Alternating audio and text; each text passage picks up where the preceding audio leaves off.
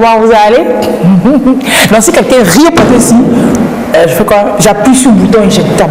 Et puis la personne s'en va direct.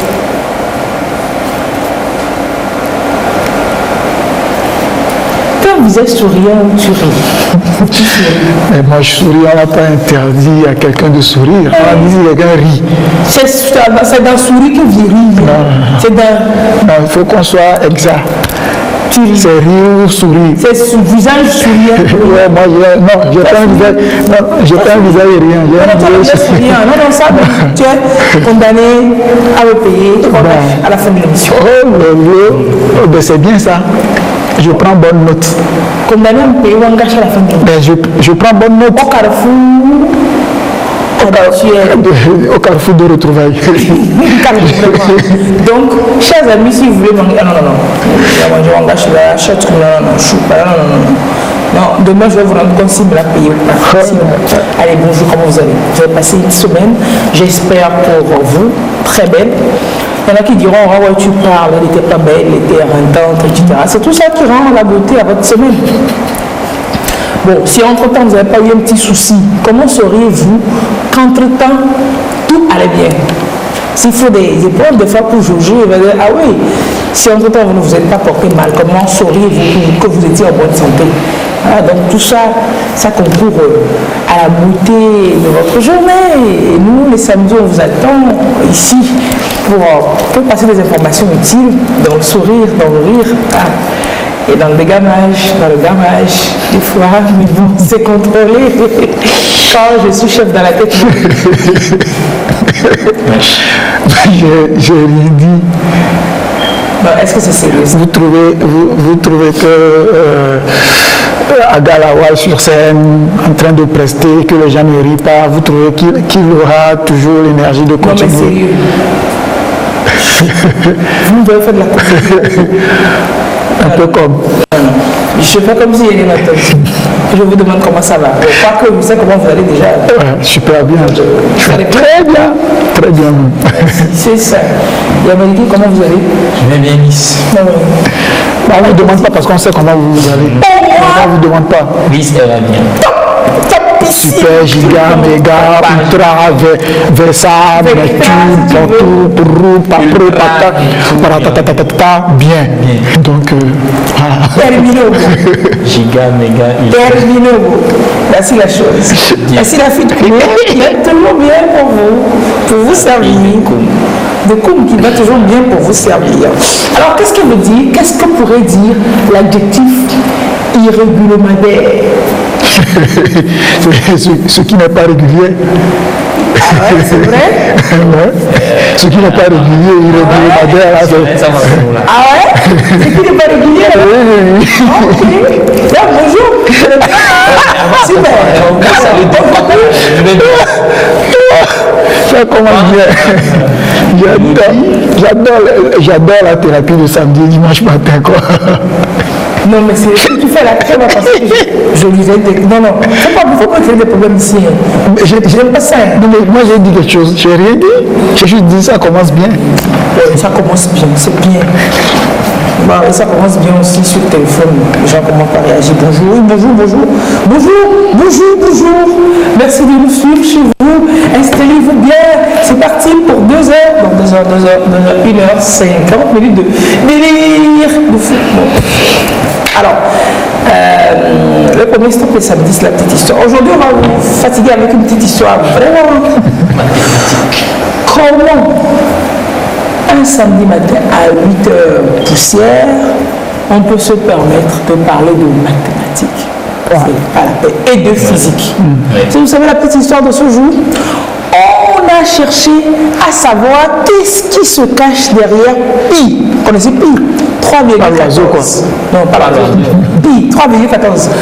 Il y a une journée de pi, hein. C'est le 14 mars, je crois. Ouais. C'est en mars. 14 le 14 mars, c'est la journée. Autant est tellement ça facile que la journée mondiale du pi. C'est quoi ça? Pi. On a tellement rencontré cette fameuse formule. Ce nombre, ce n'est pas une formule, c'est un nombre. C'est un nombre décimal. Formule mathématique, physique durant tout notre parcours scolaire, pire 3,14. Pourquoi c'est Quand vous rencontrez une figure qui ressemble un peu à vos boucles d'oreilles, vous devez forcément rencontrer pi sur votre route. Ah oui, le cercle, quand vous êtes dans le cercle, qu'est-ce qu'il faut Rayon fois 3 pi, quand vous êtes dans un cercle, forcément il y a fois le diamètre. C'est quoi le problème? Fois le rayon. C'est quoi le truc? Nous, on a voulu savoir quelle histoire se cache derrière pi là, ce pi. Et on a confié la tâche à Yameliki ce matin. Comment vous allez? Oui, si je vais bien. Non, c'est clair. Et toi? Tu sais, on ne va pas perdre de nuit que je vais. On avait déjà dit que l'autre. Moi, je vais bien. Et que toi, tu vas. Super. Donc, c'est quoi? Comment on définit pi? Quelle est la définition de ce nombre? Pi 3,14. Pi ou 3,14, c'est une constance. C'est un nombre. Vous avez dit une constante? Constance. Non, ça ne peut pas être une constance. Une constante. Merci là-bas. C'est une constante. C'est constance, un nombre. En fait, on dit réellement le nombre pi. On ne dit pas pi. On ne dit pas pi. Le nombre pi. Voilà, on dit le nombre. On s'en fout, c'est 3,14. Voilà. Le nombre pi qui est 3,14. Ou encore la constante d'Archimède. Alors ça, c'est trop loin. Voilà. Et on considère que ce nombre a été découvert par Archimède. Mais bien avant lui, il y avait d'autres personnes qui l'utilisaient, mais ne l'avaient pas surnommé pi comme les Grecs l'ont fait avec leur alphabet pi, qui veut dire en principe périmètre. Ok. Non, c'est alphabet grec ça. Voilà. Donc le signe, on va revoir ça. Et ça s'appelle pi. Ce signe-là s'appelle pi. En alphabet grec. Voilà, l'alphabet grec. C'est quoi là? Qui veut dire pi ou périmètre. Ok. Voilà. Donc, ok. Périmètre. Et qui lui a donné 3,14. Voilà. Et c'est parti du fait que lors des recherches, ils se sont rendus compte que le rapport entre la circonférence d'un cercle et le rayon, c'est-à-dire 2 fois le rayon, le diamètre, donne un nombre constant. Le rapport entre ce truc rond là et le rayon, c'est-à-dire que la moitié de machin et puis le tout ensemble, ça fait combien? Le rapport entre 2 fois le rayon, ou en parenthèse le diamètre d'un cercle et la circonférence de ce cercle-là donne un nombre constant qui est 3,14, qui est pi. Voilà. C'est-à-dire on va faire comme si le rapport entre. C'est-à-dire quand vous prenez le diamètre. Division. Vous prenez le diamètre, vous divisez par la circonférence, c'est ça? Voilà. Quand on divise. Quel que soit le cercle. Mais là, quand on dit le rapport entre. Dites-nous. Non, mais il est dans son élément de physique. Donc vous dites que simplement pour nous autres. C'est-à-dire que quand on divise. La longueur comme ça, le diamètre par le périmètre du cercle, quel que soit le cercle, on trouve 3,14. Voilà. Même vous prenez la terre qui est ronde, vous faites la même chose, vous trouvez 3,14. C'est constant. Ok. Ça, je vous ai voilà, c'est un nombre qu'on trouve à chaque fois quand on fait la même opération. Pour tous les cercles, que le cercle soit assez grand ou petit comme ça, on trouvera tout ceci dans un plan euclidien. Donc c'est là-bas qui peut me compliquer la tâche. C'est quoi ton problème d'euclidien? Un plan euclidien. Le plan nord autonomé qu'on dessine après. Le plan autonomé OJ, c'est ça aussi le plan euclidien. Parce que c'est quoi ça? Le cercle est sur un plan environnement. Voilà, les mathématiciens peuvent nous expliquer mieux. Alors, sa valeur approchée par défaut ou moins est 3,14. Bon, après ça, il y a aujourd'hui des milliards de chiffres après cette virgule, après le 3. Après 3, il y a des milliards de chiffres aujourd'hui qui sont calculés par des machines. On s'est arrêté bien avant ça. Oui, on s'est arrêté sur pour faire des calculs. Mais pour de grandes constructions, des choses qui méritent plus de précision, on est obligé d'aller à des virgules près après le 3. À des milliards, beaucoup de virgules après. Beaucoup de virgules après le 3. Alors, de nombreuses formules scientifiques, physiques, d'ingénierie, de mathématiques, de plusieurs choses, même aujourd'hui dans l'industrie de l'automobile avec les roues et les pneus, on est obligé d'utiliser le nombre pi. Obligé. Voilà. Dans les calculs de volume, dans les calculs... c'est Archimède ça ou bien c'est juste pour illustrer? Voilà, c'est Archimède. C'est sa tête ça? C'est l'illustration d'Archimède. Oui. Bon, vous savez, à l'époque, on n'a pas une image. On n'a pas de photos, deux photos HD de lui. Je suis sûr qu'on a imaginé un peu ce que peut ressembler sa tête. C'est clair. Voilà, pi défini de façon... Ça, on a compris. Ça, complètement, on a compris. C'est vrai, Galilée avait dit en son temps que le monde est écrit en langage mathématique, c'est-à-dire qu'on rencontre les mathématiques partout. Et bon, parlant d'Archimède, il a été le premier savant à avoir calculé le nombre pi. Il est né bien avant Jésus-Christ, il est mort bien avant Jésus-Christ, donc il ne connaît pas Jésus, il est au ciel. J'espère qu'il est au ciel. Oui, bon, pour des têtes comme ça, s'ils ne sont pas au ciel, c'est grave. Alors, le nombre pi a connu 3 périodes durant l'évolution dans le temps. Voilà, les 3 périodes essentielles, c'est-à-dire la période antique, donc la période d'Archimède, ensuite la période des scientifiques de notre génération classique, et la période de l'ordinateur ou du numérique. L'ère du numérique. Alors, il semble que très tôt les mathématiciens aient été convaincus qu'il existait un rapport constant entre le périmètre et le diamètre d'un cercle.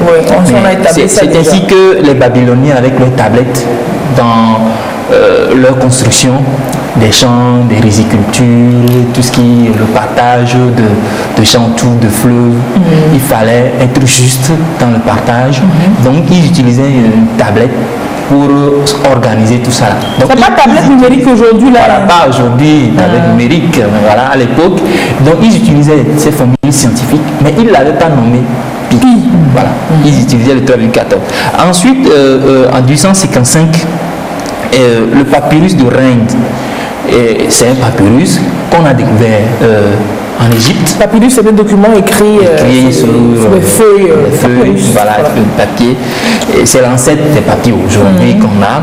Alors on a remarqué que ils utilisaient aussi ce même rapport entre les rayons x2 et la circonférence ou le périmètre du cercle pour faire des calculs, pour faire des constructions. Prenons le cas de la pyramide de Khéops en Égypte.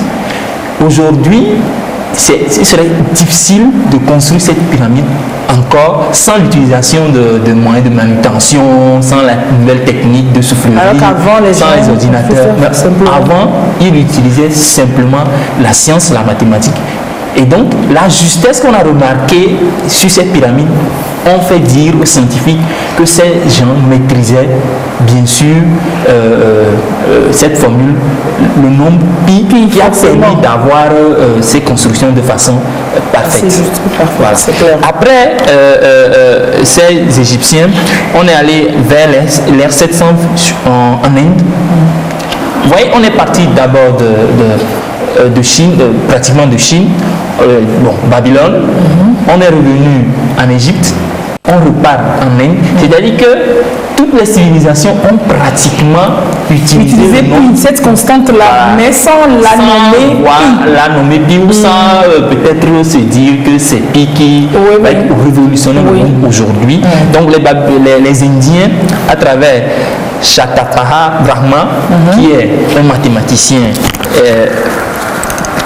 indien, lui il va trouver quelques chiffres après la virgule, les 3,14.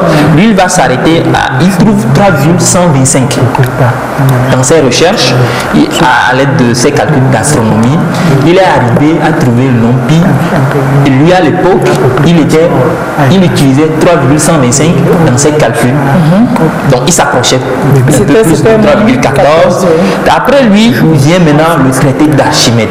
C'est Archimède qui va s'asseoir sur le cercle et toutes les vicissitudes et tout ce qui va avec le cercle pour bien construire cette théorie qui va aller, la théorie qui appelle la théorie d'Archimède, et qui va établir c'est 3,14 comme 3,14 ou le nom pi qui est 3,14 qu'on utilise aujourd'hui dans les formules mathématiques et scientifiques.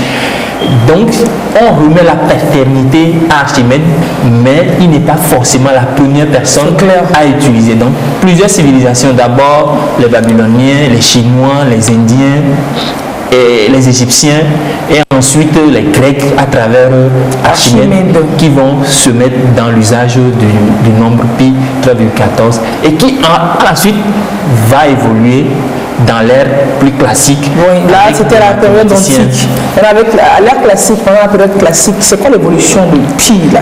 Alors, après la période classique, rien n'a changé en fait, véritablement. En fait, il n'y a pas eu de changement pour dire qu'aujourd'hui, pi est devenu 4,5. Non, c'est resté 3,14. Donc c'est resté 3,14, mais le challenge c'est qu'il faut trouver la suite des nombres, des chiffres qui vont suivre les 3,14 là. Donc il est millième près, d'autres arrivent à million près. Donc la plupart des scientifiques qui vont suivre dans cette période classique n'utilisaient pas de matériel informatique ou mécanique ou l'intelligence artificielle pour faire ces recherches, mais ils ont fait évoluer la formule mathématique établie par Archimède et les autres auparavant. Donc ils ont fait évoluer, y compris des Chinois, y compris des Grecs aussi, des mathématiciens français, des Américains, des Indiens qui ont travaillé sur le nombre pi et qui ont fait évoluer le 3,14 à des virgules pleines des millions de virgules. Maintenant, je présume qu'à l'ère du numérique, complètement, on va aller à plusieurs chiffres après la virgule.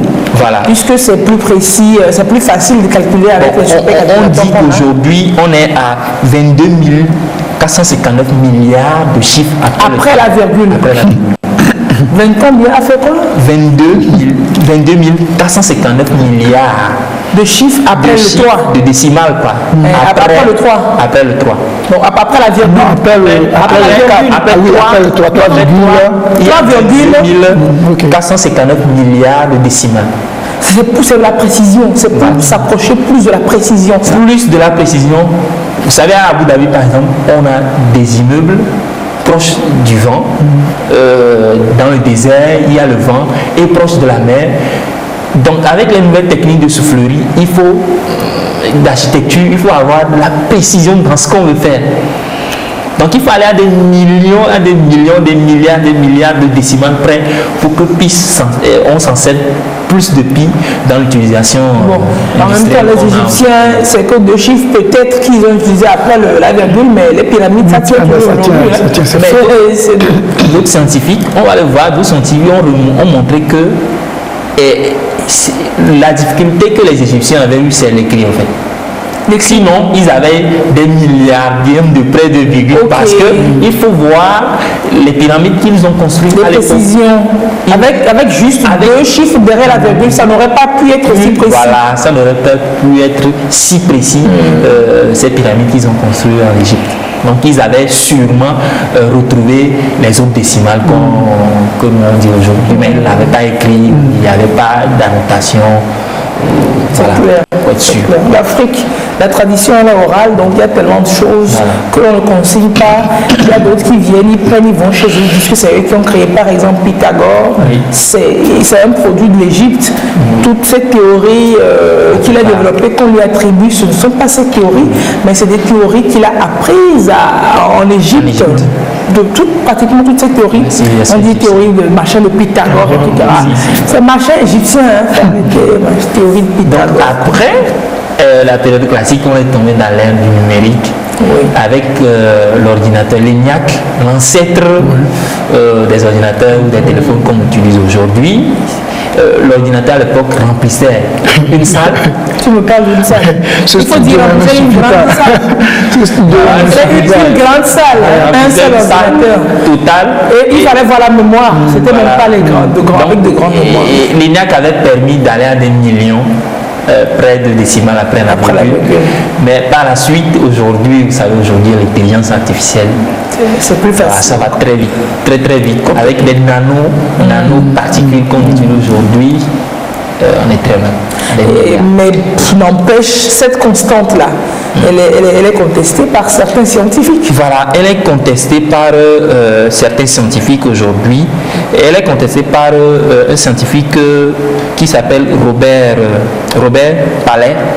Alors, Robert Palais, je n'ai pas cherché sa nationalité. Il n'est pas de Khmer. Voilà.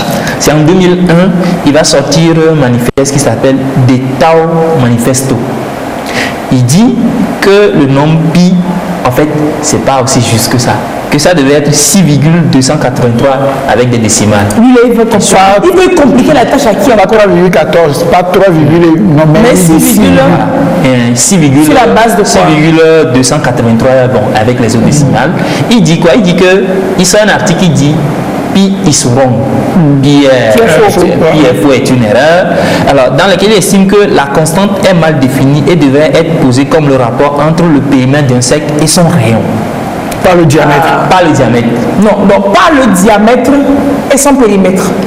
Donc, il dit, on peut parce que normalement, pi, c'est le rapport entre le diamètre et la circonférence. Voilà. Mais lui, il dit que ça devrait être rapport entre périmètre, circonférence et rayon.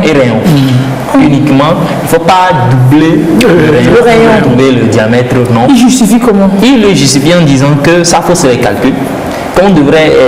Les choses devaient être plus géniales si on s'était arrêté uniquement au rayon. À un seul rayon. À un seul rayon. Et voilà. Et son postulat aujourd'hui, beaucoup de scientifiques suivent son postulat.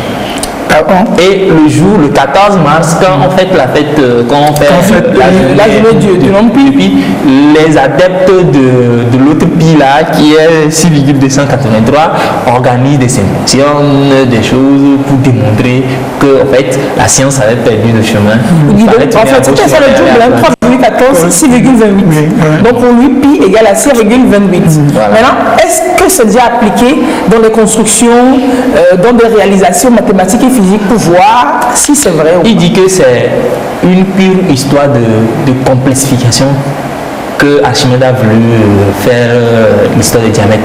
Que pour simplifier les choses, il fallait prendre tout simplement le rayon. Est-ce qu'il a appliqué Voilà, est-ce qu'il a appliqué pour voir ça peut aider dans tout ce qu'on voit aujourd'hui avec les 3,14. Non, il n'a pas appliqué véritablement. Il n'a pas appliqué. Quelqu'un dit, je pense que pi simplement fait 22 sur 7 pour faciliter les calculs. Tu nous envoies encore dans les détails. Tu as trouvé 22 ou tu as trouvé 7. Il faut nous expliquer, on veut comprendre. Pardon, envoyer un message. Pour cette chronique liste, si vraiment on devait parler de pi, on allait faire un cours de mathématiques. C'est clair, c'est bien sûr. Il fallait. C'est pas vous qui. C'est aussi pour ça que l'oiseau en question parle beaucoup. Vraiment, pi là. Voilà. Je suis sûr parce que les mathématiques. Vous avez sur Wikipédia, vous avez des tonnes de formules. D'informations. Toi-même dans Wikipédia, il y a pi. Allez, et donc, ceux qui contestent les 3,14 de pi, ils sont aussi là aujourd'hui. Mais avec leur 6,28, ils ne font encore rien. Ils sont dans la contestation. Il y a des constantes ou des formules qui sont arrêtées, qui sont adaptées, qui sont devenues mondiales. Par exemple, le n qui est 9,5 dans l'espace et 10 newtons. 10 newtons, voilà. Donc ils vont établir quoi? Si ça justifie, si ça se prouve, oui, la science elle est dynamique, elle est dynamique, elle évolue. Non, ça peut s'ils arrivent à prouver, à justifier, ils font des réalisations concrètes avec leur pi là, et ça tient plus, c'est plus solide que on va virer. Comme un lac au Canada qui porte le nom de pi.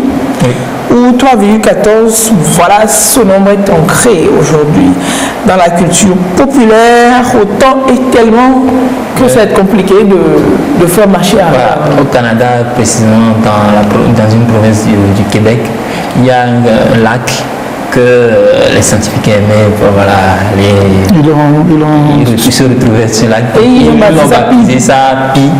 Ou 3,14. Le lac s'appelle 3,14. La classe. Et comme on l'avait dit en temps aussi, il y a une journée, le 14 mars, qui est une journée où les mathématiciens célèbrent la fête du pi. Ils n'ont pas choisi le 14 par hasard.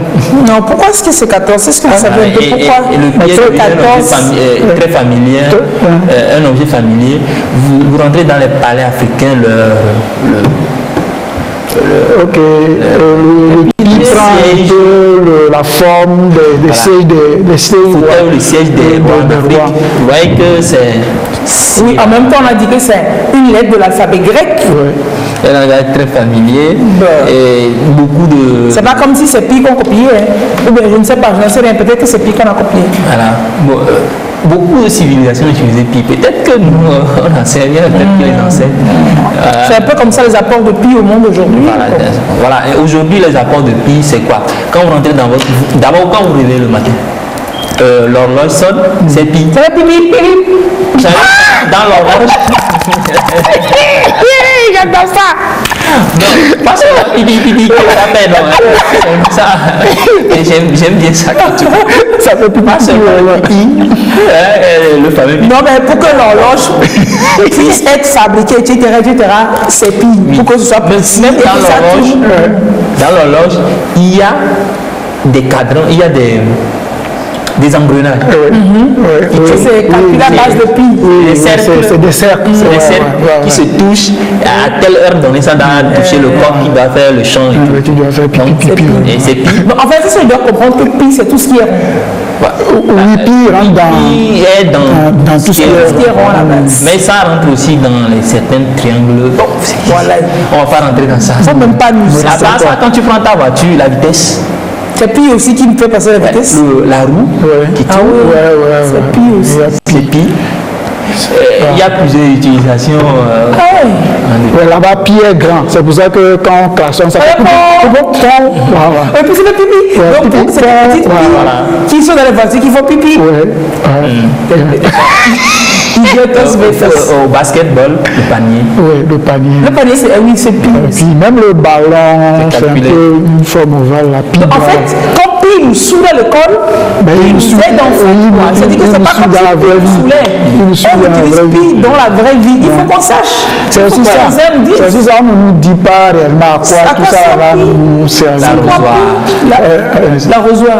Pi va chercher quoi dans l'arrosoir? Vous mettez l'eau, on a fait l'inclinaison pour que l'eau puisse sortir. D'abord, quand vous avez l'arrosoir, la grande partie où on met l'eau, c'est large. La petite partie où l'eau doit sortir, elle est plus petite. Donc, pour servir à ce que l'eau aille à une direction donnée, précise, aille à la plante. Dans ce pays aussi qui intervient là-bas. Dans quoi d'autres pays interviennent? Dans plusieurs. Merci. Quand on achète le carburant, quand on met le pistolet dans le réservoir, on a fait le réservoir de sorte que le pistolet soit plus petit que le réservoir. Et l'utilisation de pi, c'est partout. Bon, merci cher ami, restez avec nous, mais merci quand même. C'était la petite histoire du pi aujourd'hui. Pi, on ne dit pas pi, mais le nombre pi, c'est ça. Pi, voilà. La petite histoire du nombre pi.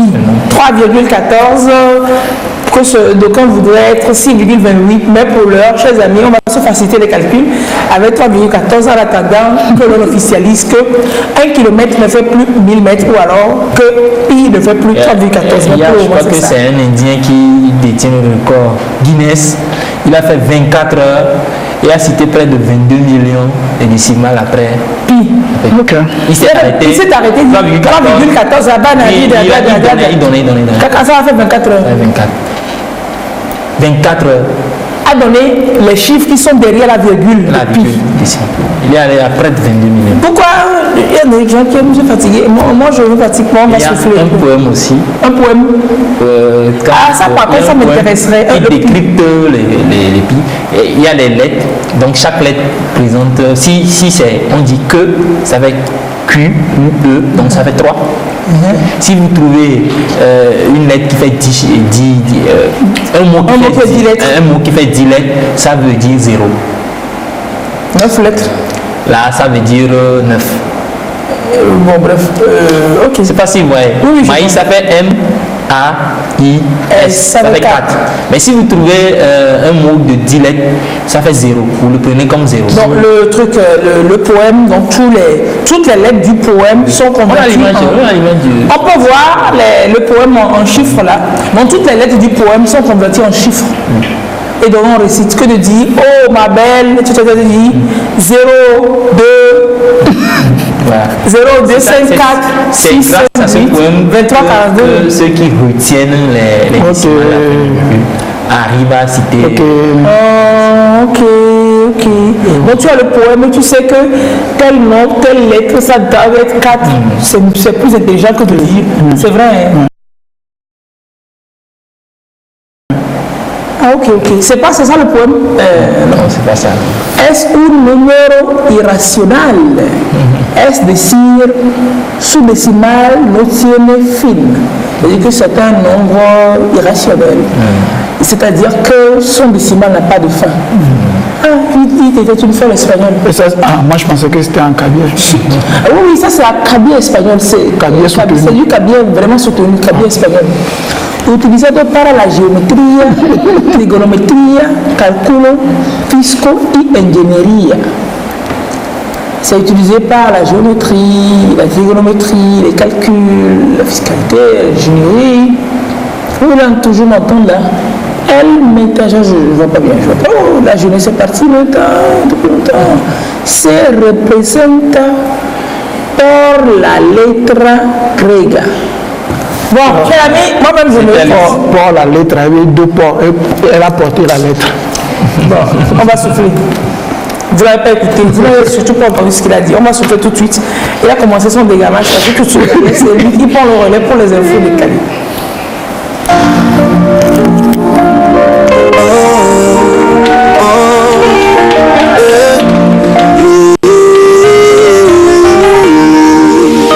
Tu as toujours été belle, tu as au moins ça pour toi.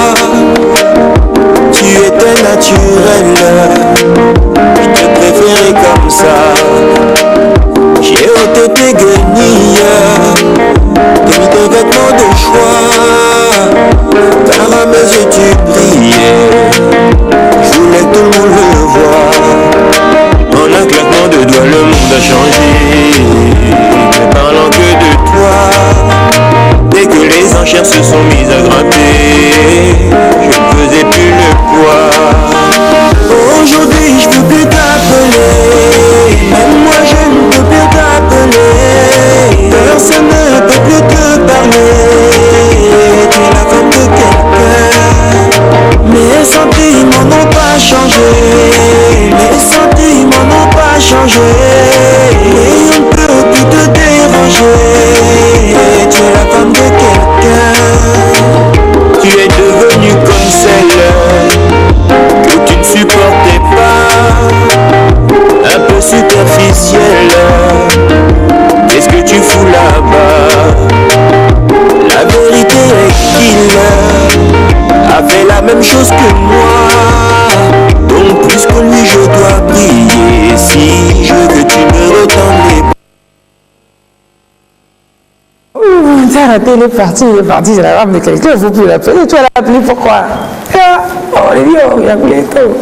C'est la femme de quelqu'un aujourd'hui, c'est la femme de quelqu'un. C'est parti ici, c'est allé là-bas. Tu es fâché, Yako. Il faut laisser la femme tranquille. C'est un message personnel? Non, c'est Singila qui chante avec Kofi Olomide, la femme de quelqu'un. C'est un témoignage. D'accord. Non, c'est la femme de quelqu'un. C'est la femme de quelqu'un. Aujourd'hui, je ne peux plus t'appeler. Lui aussi peut être le mari de quelqu'un. Bah, c'est clair. Quelqu'un devient la femme de quelqu'un, quelqu'un devient le mari de quelqu'un. L'affaire est close. Chacun doit être dans son quelqu'un-là. C'est bon. Oui, je dis des gamages. Bon, rien de personnel. Hein. Ah, vous avez pensé que non, mais quand même. Rien de personnel. Ok. Le code de déontologie du journaliste demande à ce qu'on ne se règle point les litiges privés par les médias, Arrêtez-moi ça. Et donc, les infos décalées, ce sont donc ces informations que vous ne trouvez pas, vous ne pouvez pas dire ailleurs parce qu'on les a vues ailleurs, on les a attrapées pour vous les bien. Voilà. Donc, on a une tranche habituelle d'informations. C'est pas comme si on dirait les titres de ce journal. Le cowboy de Marlboro est décédé à 90 ans sans jamais avoir fumé une cigarette. Non, c'est pas là. Il n'y a que dans cette rubrique que vous trouverez cela. Et voilà, ça montre. Je vais dire la même chose comme je le dis toujours, parce qu'il faut que je le dise tout le temps. Cette rubrique, c'est une monnaie qui a deux faces. La bêtise et le génie, coller, quoi.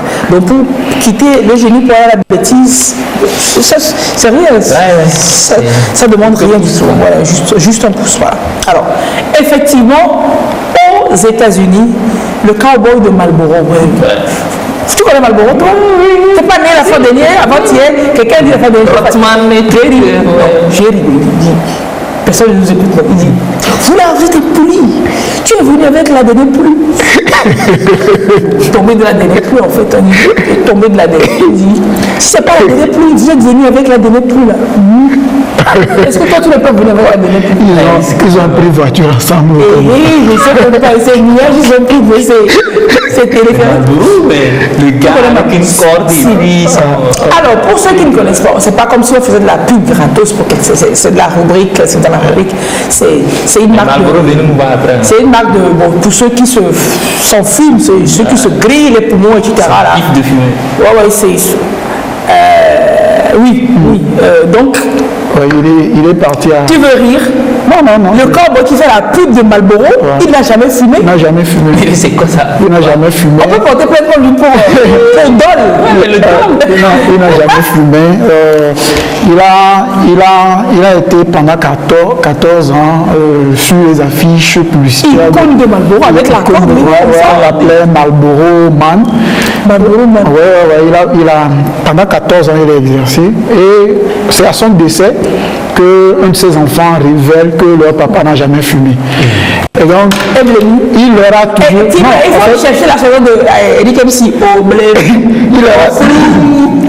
Selon le fils, leur père leur a toujours dit qu'il ne veut jamais les voir fumer, parce que lui-même n'a jamais fumé un bâton de cigarette. Et le fils a dit qu'ils lui ont posé la question de savoir, mais si toi tu ne fumes pas, pourquoi est-ce que tu fais la pub à la cigarette? C'est sur cette phrase-là que Boris il s'appelle, Robert Maurice, a décidé de laisser tomber la pub pour Marlboro. Donc, elle a laissé tomber la pub pour Marlboro.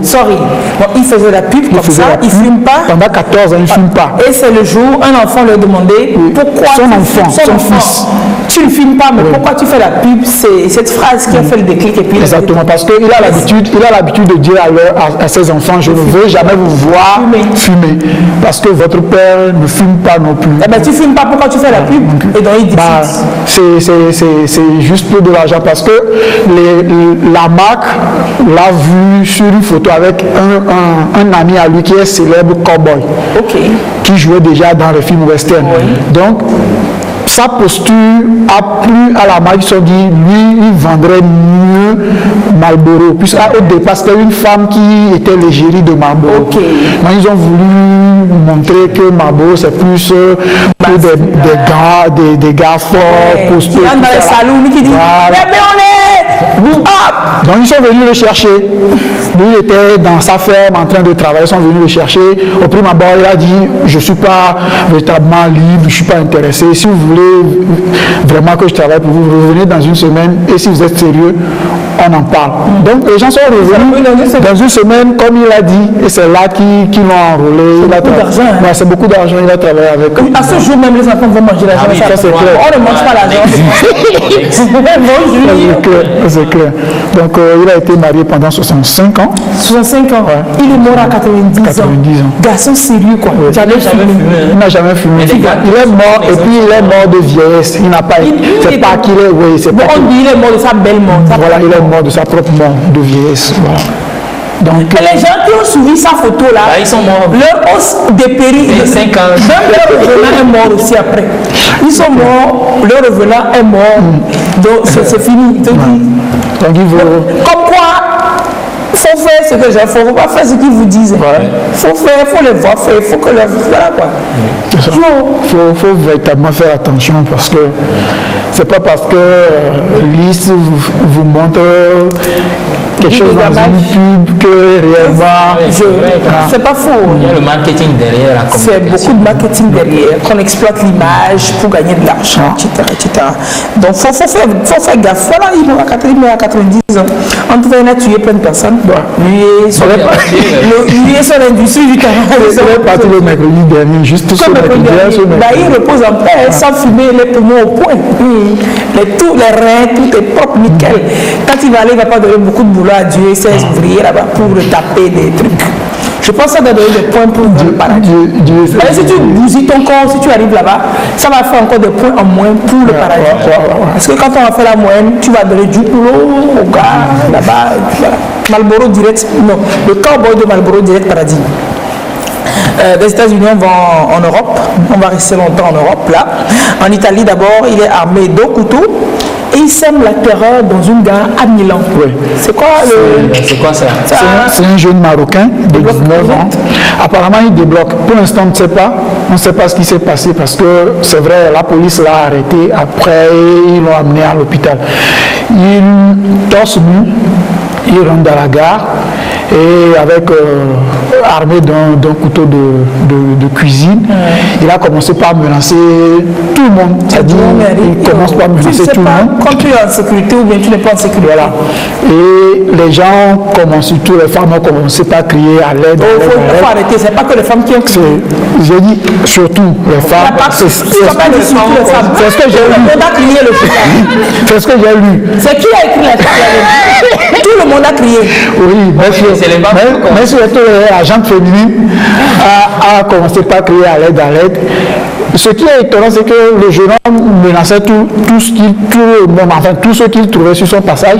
Mais au même moment, il était en train de s'auto-flageller. Il se découpait la poitrine. Ici, on fait des machins comme ça. Je ne pense pas qu'on a ça, ce genre de cérémonie au Maroc. C'est un Marocain.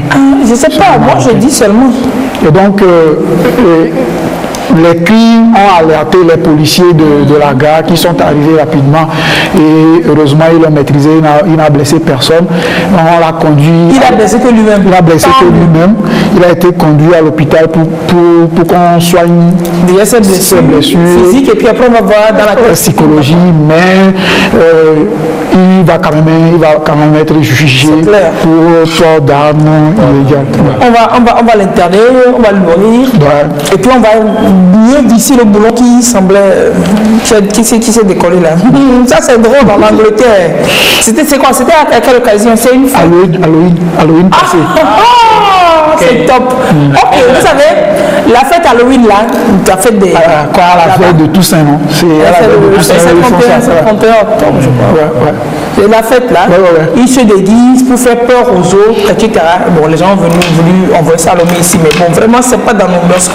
Bref, en Angleterre, pour se déguiser, elle s'est mis des cornes sur la tête, elle a collé des cornes. Et puis, ça n'arrive plus à enlever ses cornes là. Elle s'est mise dans la peau du diable. Et finalement, elle n'arrivait plus à sortir de cette peau-là. Elle s'appelle Connie Kirwan, elle a 21 ans.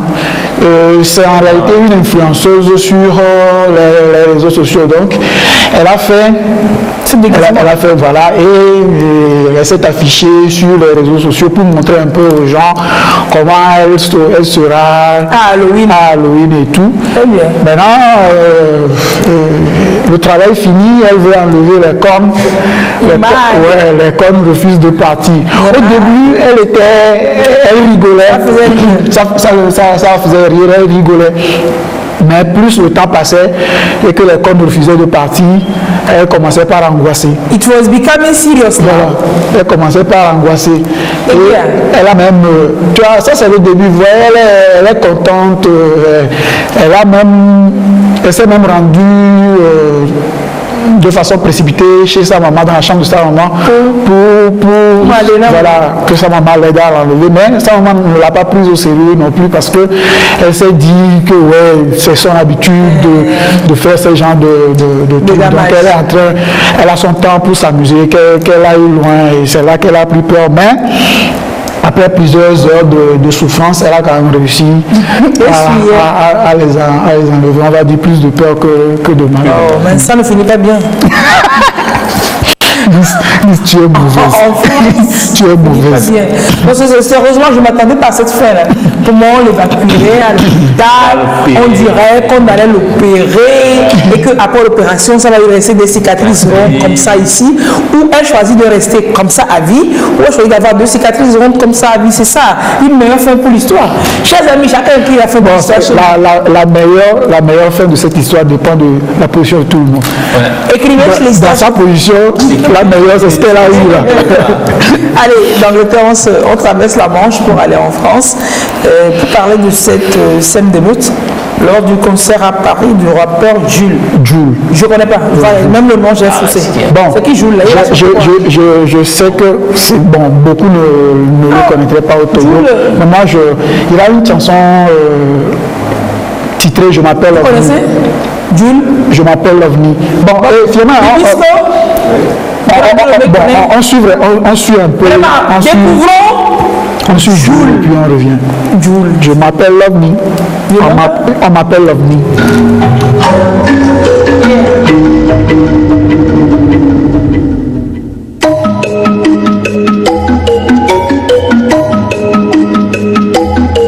On m'appelle l'OVNI. On m'appelle l'OVNI. On m'appelle l'OVNI. On m'appelle l'OVNI. Je suis parti, je squatte plus le béton. J'ai de mes potes qui sont béton. Je sais que ça retourne son veston. Ils se reconnaissent dans mes sons. Alcoolisé au guidon. Je fais des doigts d'honneur au schmitt. Faut voir ce que nous vivons. Entre les histoires et les fuites que ça m'y donne. Oh, même plus je m'étonne. Oh, et si mon heure sonne. Oh, pleure pas rigole. Oh, j'ai ma team pour ça que je m'en tape la faune. J'ai la rime, je peux y arriver, ça serait beau. Je cours après le temps, je suis loin de tout. Et il parle de moi, il me casse les couilles. Je suis dans l'insomnie. Je suis dans l'insomnie. Je suis même plus ouais mec, on parle plus, jalouse. On a le truc, je le comprends pas, faut que il s'appelle Zovni. Je suis Zovni. C'est deux ovnis en haut. Zovni aussi, mon ami. Zovni. Non, on ne dit pas Zovni. Un ovni, des Zovni. Pardon, je m'appelle Zovni. Alors, c'est lui Jules. C'est lui Jules. Bon, qu'est-ce qui a provoqué le métier sur la scène? Le concert se passait à l'hôtel Accor Arena, bon, Bercy, c'est à Paris. Et à la base, Jules est un Marseillais. Marseillais, et vous comprenez très bien qu'un Marseillais à Paris, c'est pas vu de bon oeil. Bon, surtout quand tu joues au foot. Surtout quand tu supportes OM. Voilà. Jules, c'est un fidèle supporter de l'OM. Et aujourd'hui, depuis toujours, cette rivalité entre le PSG, l'OM, les supporters, c'est chaud à tous les matchs. Et donc, c'est des supporters du PSG qui sont dit c'est pas possible qu'un Marseillais vienne faire le choix à Paris. Et donc on parle de musique, on parle de sport. Ils étaient une dizaine, c'est des ultras, c'est-à-dire ceux qui sont super machin là. Des hooligans. Voilà, des hooligans. Et ce qui a aussi choqué les gens, c'est que la scène se déroulait le 13 novembre. Or, on sait que le 13 novembre, dans la vie de la France, c'est quelque chose que... Avant qu'il y ait 13 là. Voilà, avant qu'il y ait 13 là. Et ils sont rentrés, ils ont commencé par taper les gens, ils ont lancé des fumées. Ils ont foutu un bordel pas possible. On les a attrapés, dis-moi. Non, ils n'ont pas attrapé. Ils ont mis, concert de quelqu'un. C'est concert de concert, ils sont arrivés avec des fumigènes, et ils ont mis ils ont tabassé les gens. Bizarre, et on a dû arrêter le concert parce que même le jour, s'il restait dans la zone, donc Les gens sont véritablement bizarres. C'est-à-dire, on transpose la folie du foot dans une salle de concert et on se règne des comptes comme ça. C'est pas véritablement la peine. C'est des gens qui ne sont même pas courageux parce qu'ils étaient tous cagoulés. Oui, généralement, ils étaient tous cagoulés. C'était juste pour le bordel, oui, qu'ils ont réussi. Et le concert s'est arrêté? Oui. Non, mais non, c'est pas la peine. Forcément, avec cette débandade-là, qui peut encore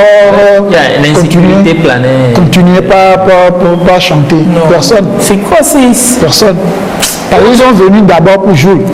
Il y a de moins en moins de personnes normales. C'est parce que c'est Jules qui faisait le concert, excusez-moi, à Paris. Une fille ici ne sont pas d'accord. Oui, puisqu'il il affiche son appartenance à l'OM. On a le choix d'être républicain, d'être démocrate, de supporter l'OM, de supporter le PSG, de supporter le bleu, le rouge, le noir aussi. On a même le choix. Pourquoi quelque part j'ai dit les couleurs et puis j'ai pas dit le nom, et puis ailleurs j'ai dit les noms, j'ai pas dit les couleurs. Et donc on continue l'émission de ce jour. C'est pas moi qui ai posé cette question. Non, on a le choix de supporter Sébastien, de supporter Scorpion Noir d'Agomadoulouz, ou de supporter les TPJ, les terribles petits joueurs, ou de supporter les éperviers, malgré. On a aussi le choix de ne pas supporter. On a aussi le choix de ne supporter personne anglo, d'être personne non alignée. Terminé. On a le choix de s'en foutre pas mal du foot. On a le choix d'être là. En fait, on a le choix d'avoir le choix. Surtout quand ça vous envoie vers les crises cardiaques. On a le choix d'avoir le choix. Est vite fait un doli. C'est quoi ça? De passer à autre chose. Bon, on passe à autre chose parce que sérieusement, ces gars-là, c'est des raclés qui ont été perdus la fois dernière, mais c'est pas grave. Oh là là, ça c'est une bonne nouvelle par contre. On est toujours en France. Elle s'appelle Bissi et Yanga. C'est des sœurs siamoises. Quand les voyait, une seule personne, deux personnes, mais en une. Elles ont été séparées avec succès suite à une opération. Dites-nous. Oui, c'est des Camerounaises. Oui. Elles sont nées au Cameroun, mais comme toujours, on n'a pas, l'expertise chez nous en Afrique pour pouvoir faire cette. Voilà. Donc, elles sont collées au niveau du ventre. Oui, de l'abdomen et du foie. Et du foie. Un seul foie pour deux. Oui, et du foie. Heureusement que le foie se régénère rapidement. Et du foie. Et donc, maintenant, elles ont 4 pieds. Oui. Tout est normal. Sauf qu'elles sont collées au niveau de l'abdomen. C'est des jumelles qui sont véritablement collées. Donc, des choses. Elles sont nées le 6 novembre 2018. Elles ont été opérées que la semaine dernière. Elles devaient être opérées plus tôt quand elles sont arrivées en France, mais elles ont chopé une grippe et qui a fait qu'on ne pouvait pas, puisque le système immunitaire est faible, on ne pouvait pas les opérer. On a dû attendre jusqu'à ce qu'elles récupèrent de leur santé avant de faire l'opération. Et heureusement, ça s'est bien passé. C'était la première fois aussi que dans cet hôpital, c'est à Lyon qu'elles ont été opérées. C'était la première fois qu'on faisait ce type d'opération là-bas, dans cet hôpital. Toute l'équipe était novice à la matière. Mon Dieu. Et ils ont eu de l'enfant. Il y a eu une vingtaine de médecins qui constituaient cette équipe et ils ont travaillé, ils ont réussi à sauver les deux bébés, à les libérer. Il n'y a pas eu de complications. Aujourd'hui, les bébés sont en bonne santé, elles sont stables. Elles sont toujours à l'hôpital, sous surveillance, mais tout va bien. Tout va bien, quoi. Tout va bien. Les parents sont heureux. J'imagine le stress quand les enfants étaient en salle d'opération. Tu risquais de perdre tes deux enfants. Et puis tu te serais dit, j'aurais pu les garder comme ça. Moi, je me dis le pire, c'est de perdre l'un au profit de l'autre. Vous imaginez qu'on arrive à l'opération, on se rend compte que si on veut sauver... Si on veut garder une vie, il faut éliminer l'autre. C'est quoi le choix là-bas? Le pire, c'est ça. Et quand cet enfant va grandir, qui saura l'histoire, je suis sûr qu'elle va s'en vouloir à mort. S'en vouloir, elle n'a pas cherché, elle n'a pas acheté non plus. Mais bon, c'est une bonne nouvelle. Ça finit bien mieux que l'anglaise qui s'est mise les trucs. Ça c'est clair. Ça c'est clair. Ça c'est complètement mieux. Ça c'est clair. Ça finit bien mieux. Et on va en Colombie. Et on finit sur... je sais pas. On finit sur une information qui nous interpelle. Si les animaux peuvent être aussi... je ne sais pas pourquoi le mot m'échappe. Aussi envers les humains. Je ne vais pas dire gentil, c'est pas gentil. Aussi aussi avenant, aussi bienveillant, aussi porté vers le secours, vers l'aide à autrui. Le plus pour les humains, entre nous. Là, c'est un chat qui a sauvé la vie d'un bébé. Parce que le bébé a failli chuter de l'escalier. Ouais. Le chat lui a sauvé la vie. Comment ça arrive? Comment ça Alors, le petit a été laissé seul à la maison dans son berceau. Vous savez, il y a des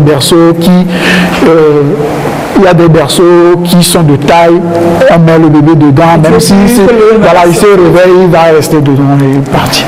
Donc à la maison, il y a quand même une caméra qui surveille tout ça là. Mais le petit, il s'est réveillé, il est sorti de son berceau, on ne sait pas comment. Et malheureusement, on ne voit pas les escaliers. Les escaliers qui sont en bas, devant le bébé.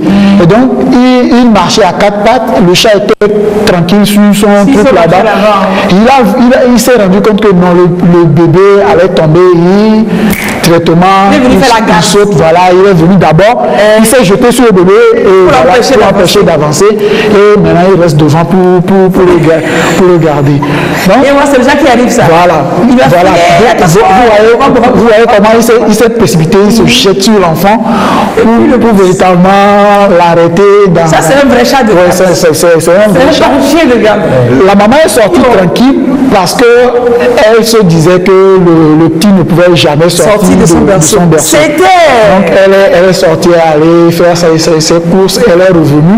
Elle voit les capacités de son enfant. Merci. Elle voit le petit par terre. Elle n'a pas compris comment le petit a réussi à sortir. Elle voulait vérifier par quelle stratégie il est sorti. Elle voit la vidéo, elle regarde la vidéo, elle se rend compte qu'en réalité, il est sorti et qu'il a failli tomber dans les escaliers et que c'est le chat qui l'a sauvé. Et c'est la maman qui a publié la vidéo sur les réseaux sociaux. Le chat a été dressé comme ça ou comment?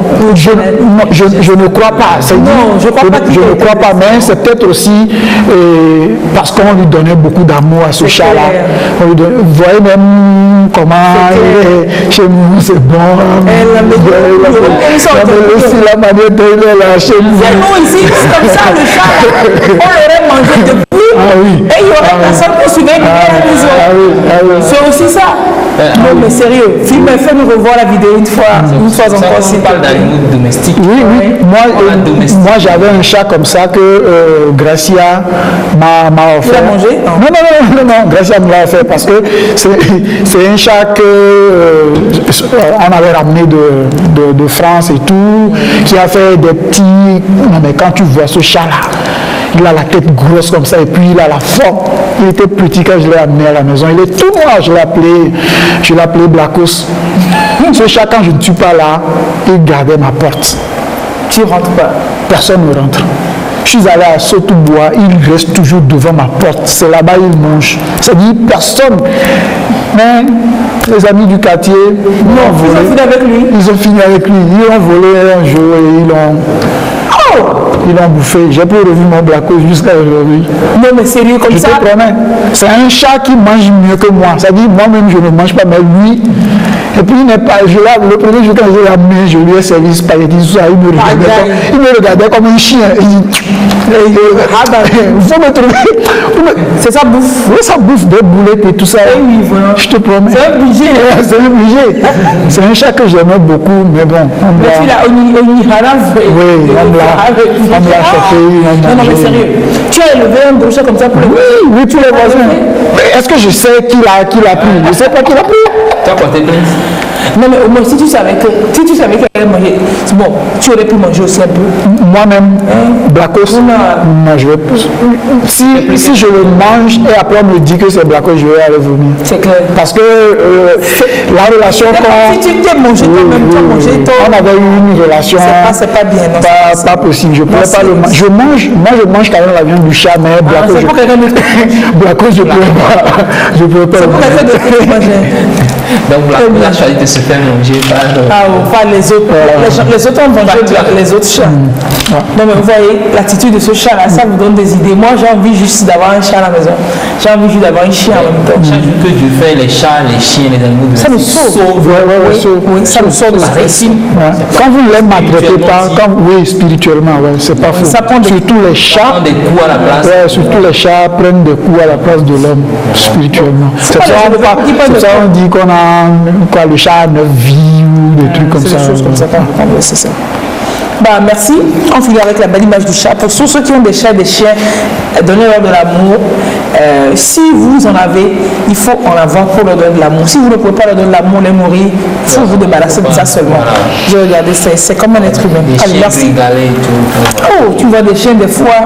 Oh, c'est quelle souffrance. Le chien aussi, il a dû faire quelque chose pour à la réincarnation. Le chien, il pèse son carrément comme ça. Il y a des chiens. Je suis sûr même que le chien va dire mangez-moi plus, c'est bon quoi, mangez-moi. Il y a des chiens, quand tu les vois, tu sais que c'est des chiens vraiment. C'est des vrais chiens. Ils ont une chienne de vie quoi. Allez, on souffle. Et tout de suite, c'est culturel. Ils ont une chaîne de vie. Le chien, c'est pas fini. Comme si on pouvait reprendre. Nous sommes allés trop loin pour reculer. Et nous devons donc arrêter. Le mieux c'est recommencer. Le plus dur c'est de le pouvoir. La vie a ses petits secrets et réserve à chacun sa surprise. Pas de jugement sur ton prochain, t'en as pas du tout le droit. Même si on ignore tes efforts, l'ingratitude en est le prix. Même si on t'a écarté, si tout a l'air de rien. Même si on t'a laissé tomber, même si l'illusion s'éteint. Recommencer c'est tout. Nous devons tous reprendre, chacun de son côté, pour que tout soit beaucoup plus tendre. Vois-tu bien tout ce que t'as foutu? Moi j'aurais dû voulu que vraiment n'est pas connu. Ne m'en veux pas surtout, car je t'aimais beaucoup. Et gardons en mémoire nos beaux souvenirs. Et regardons l'avenir et au visage gardons le sourire. Je t'ai vraiment aimé, girl. Le blême me saoulait vraiment la gueule. Oh yeah. Bye bye baby. Bye bye baby. Bye bye baby. Je te souhaite un bonheur infini. On se quitte, c'est vrai. On ira avec d'autres aventures. On se quitte, c'est vrai. Mais c'est sans rancune, bien sûr.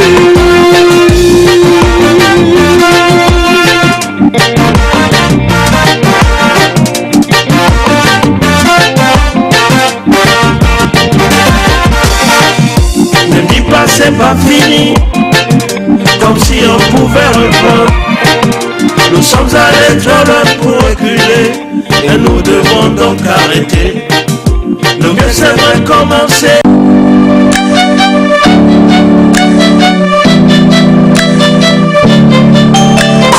Sukumodi mkweli, ibelunjo tunakaka, mani be matalo nyemteleke, odome yenye kinyele, msianu sibe kyomba, ngade kwekwe kebe tunamba, ye mugona long na makwa, etinye wona bum bum bum, mutiaka na mufluna, muhaya na home na makwa, abiba funyele na lo, ho ho ho ho. Novia, anyway, no go cry low, no go cry low. Novia, anyway, want someone before dying paradise. Oh, no, no, yeah.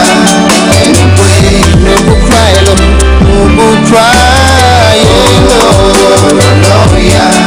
Anyway, 1, 2, 3, 4. Alors, oui, vraiment, je sais que vous n'avez rien dit. Le 14 novembre, bon, le 14 mars, c'est la journée du nombre pi. Le 14 novembre, c'est la journée du diabète. Du diabète. Quand on parle de diabète depuis plusieurs années, vous avez compris que ce n'est plus une affaire de voir un papy ou une mamie menacée. C'est une affaire de vous, de moi, de tout le monde, parce que tellement on mange pas bien. On n'a pas une bonne hygiène de vie du tout. Le médecin est là pour nous en parler. Alors, le Bala a choisi en ce jour de faire. Ce jour, le 14 est passé, aujourd'hui, c'est combien?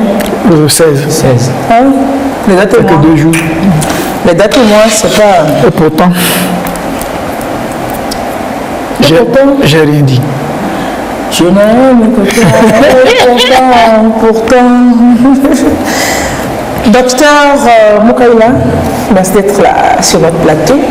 Merci de m'avoir invité. De nous faire la fleur d'être là. Vous avez bousculé vos programmes quand on vous a dit, quand vous parlez du diabète, vous avez tenu à nous en parler. Merci énormément pour la disponibilité. Merci aussi de m'avoir invité. Je vous en prie. Alors, le diabète, il compte parmi les maladies qui sévissent sérieusement dans le monde depuis plusieurs décennies déjà.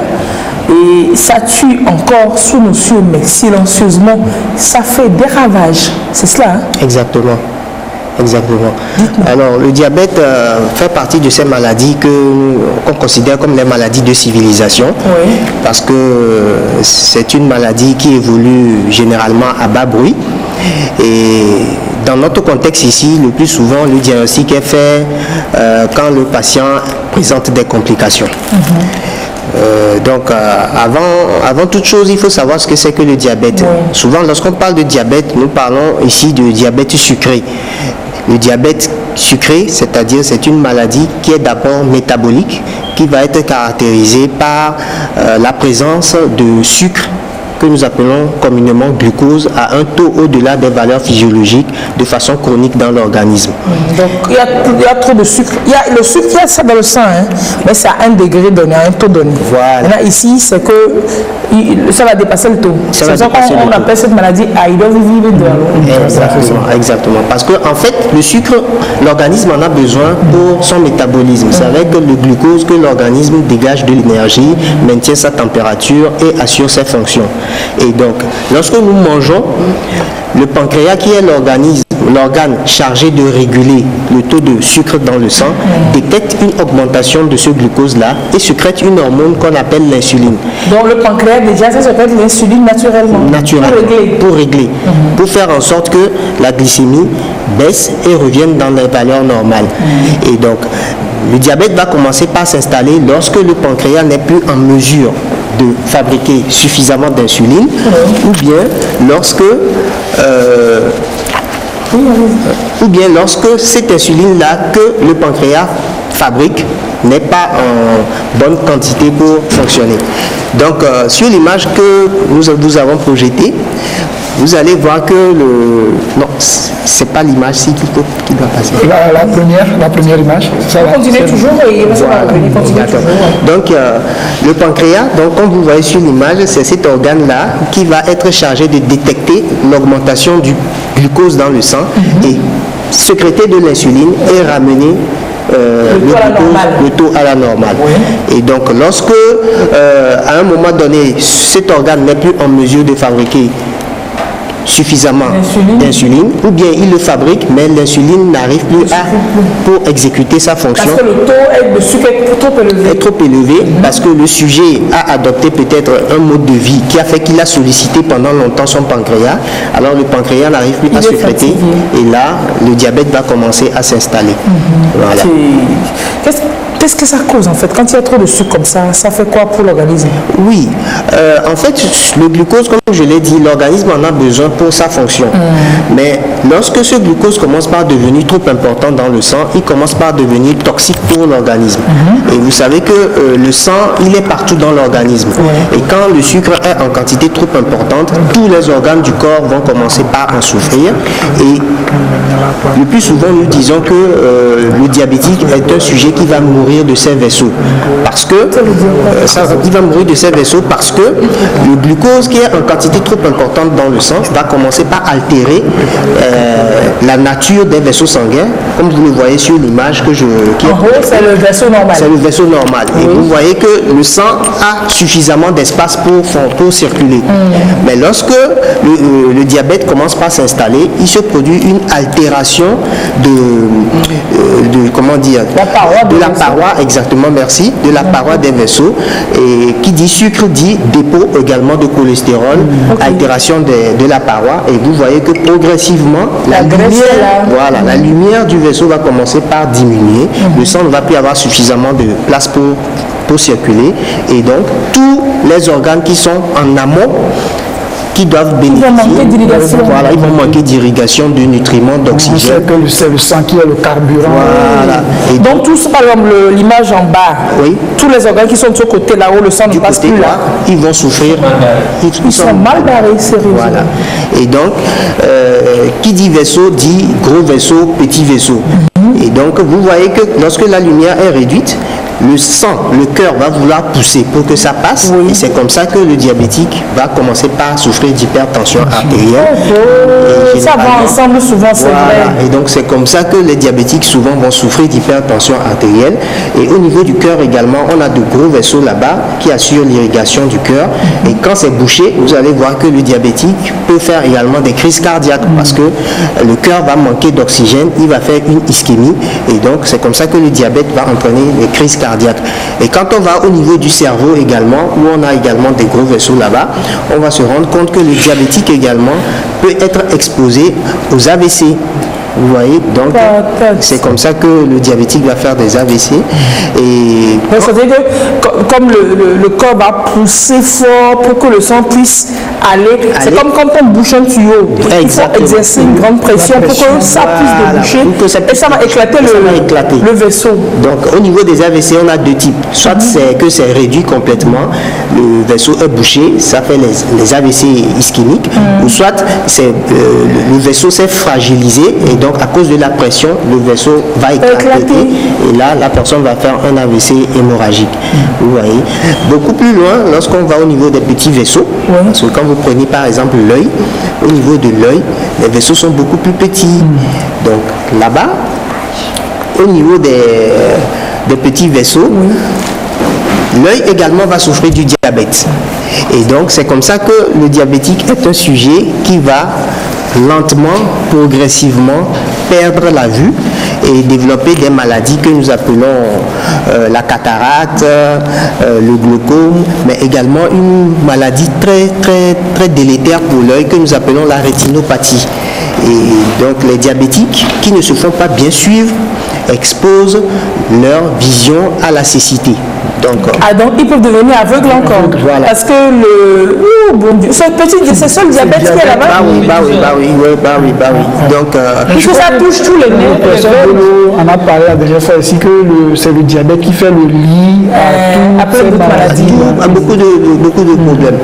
Et bon, pour continuer sur l'avancée, au niveau du rein aussi, le rein aussi n'est pas épargné par le diabète parce que le rein aussi va souffrir également du diabète et le diabétique peut aussi évoluer vers l'insuffisance rénale. Et aujourd'hui, on sait que le diabète est l'un des pourvoyeurs d'insuffisance rénale chez les patients diabétiques. Vous voyez.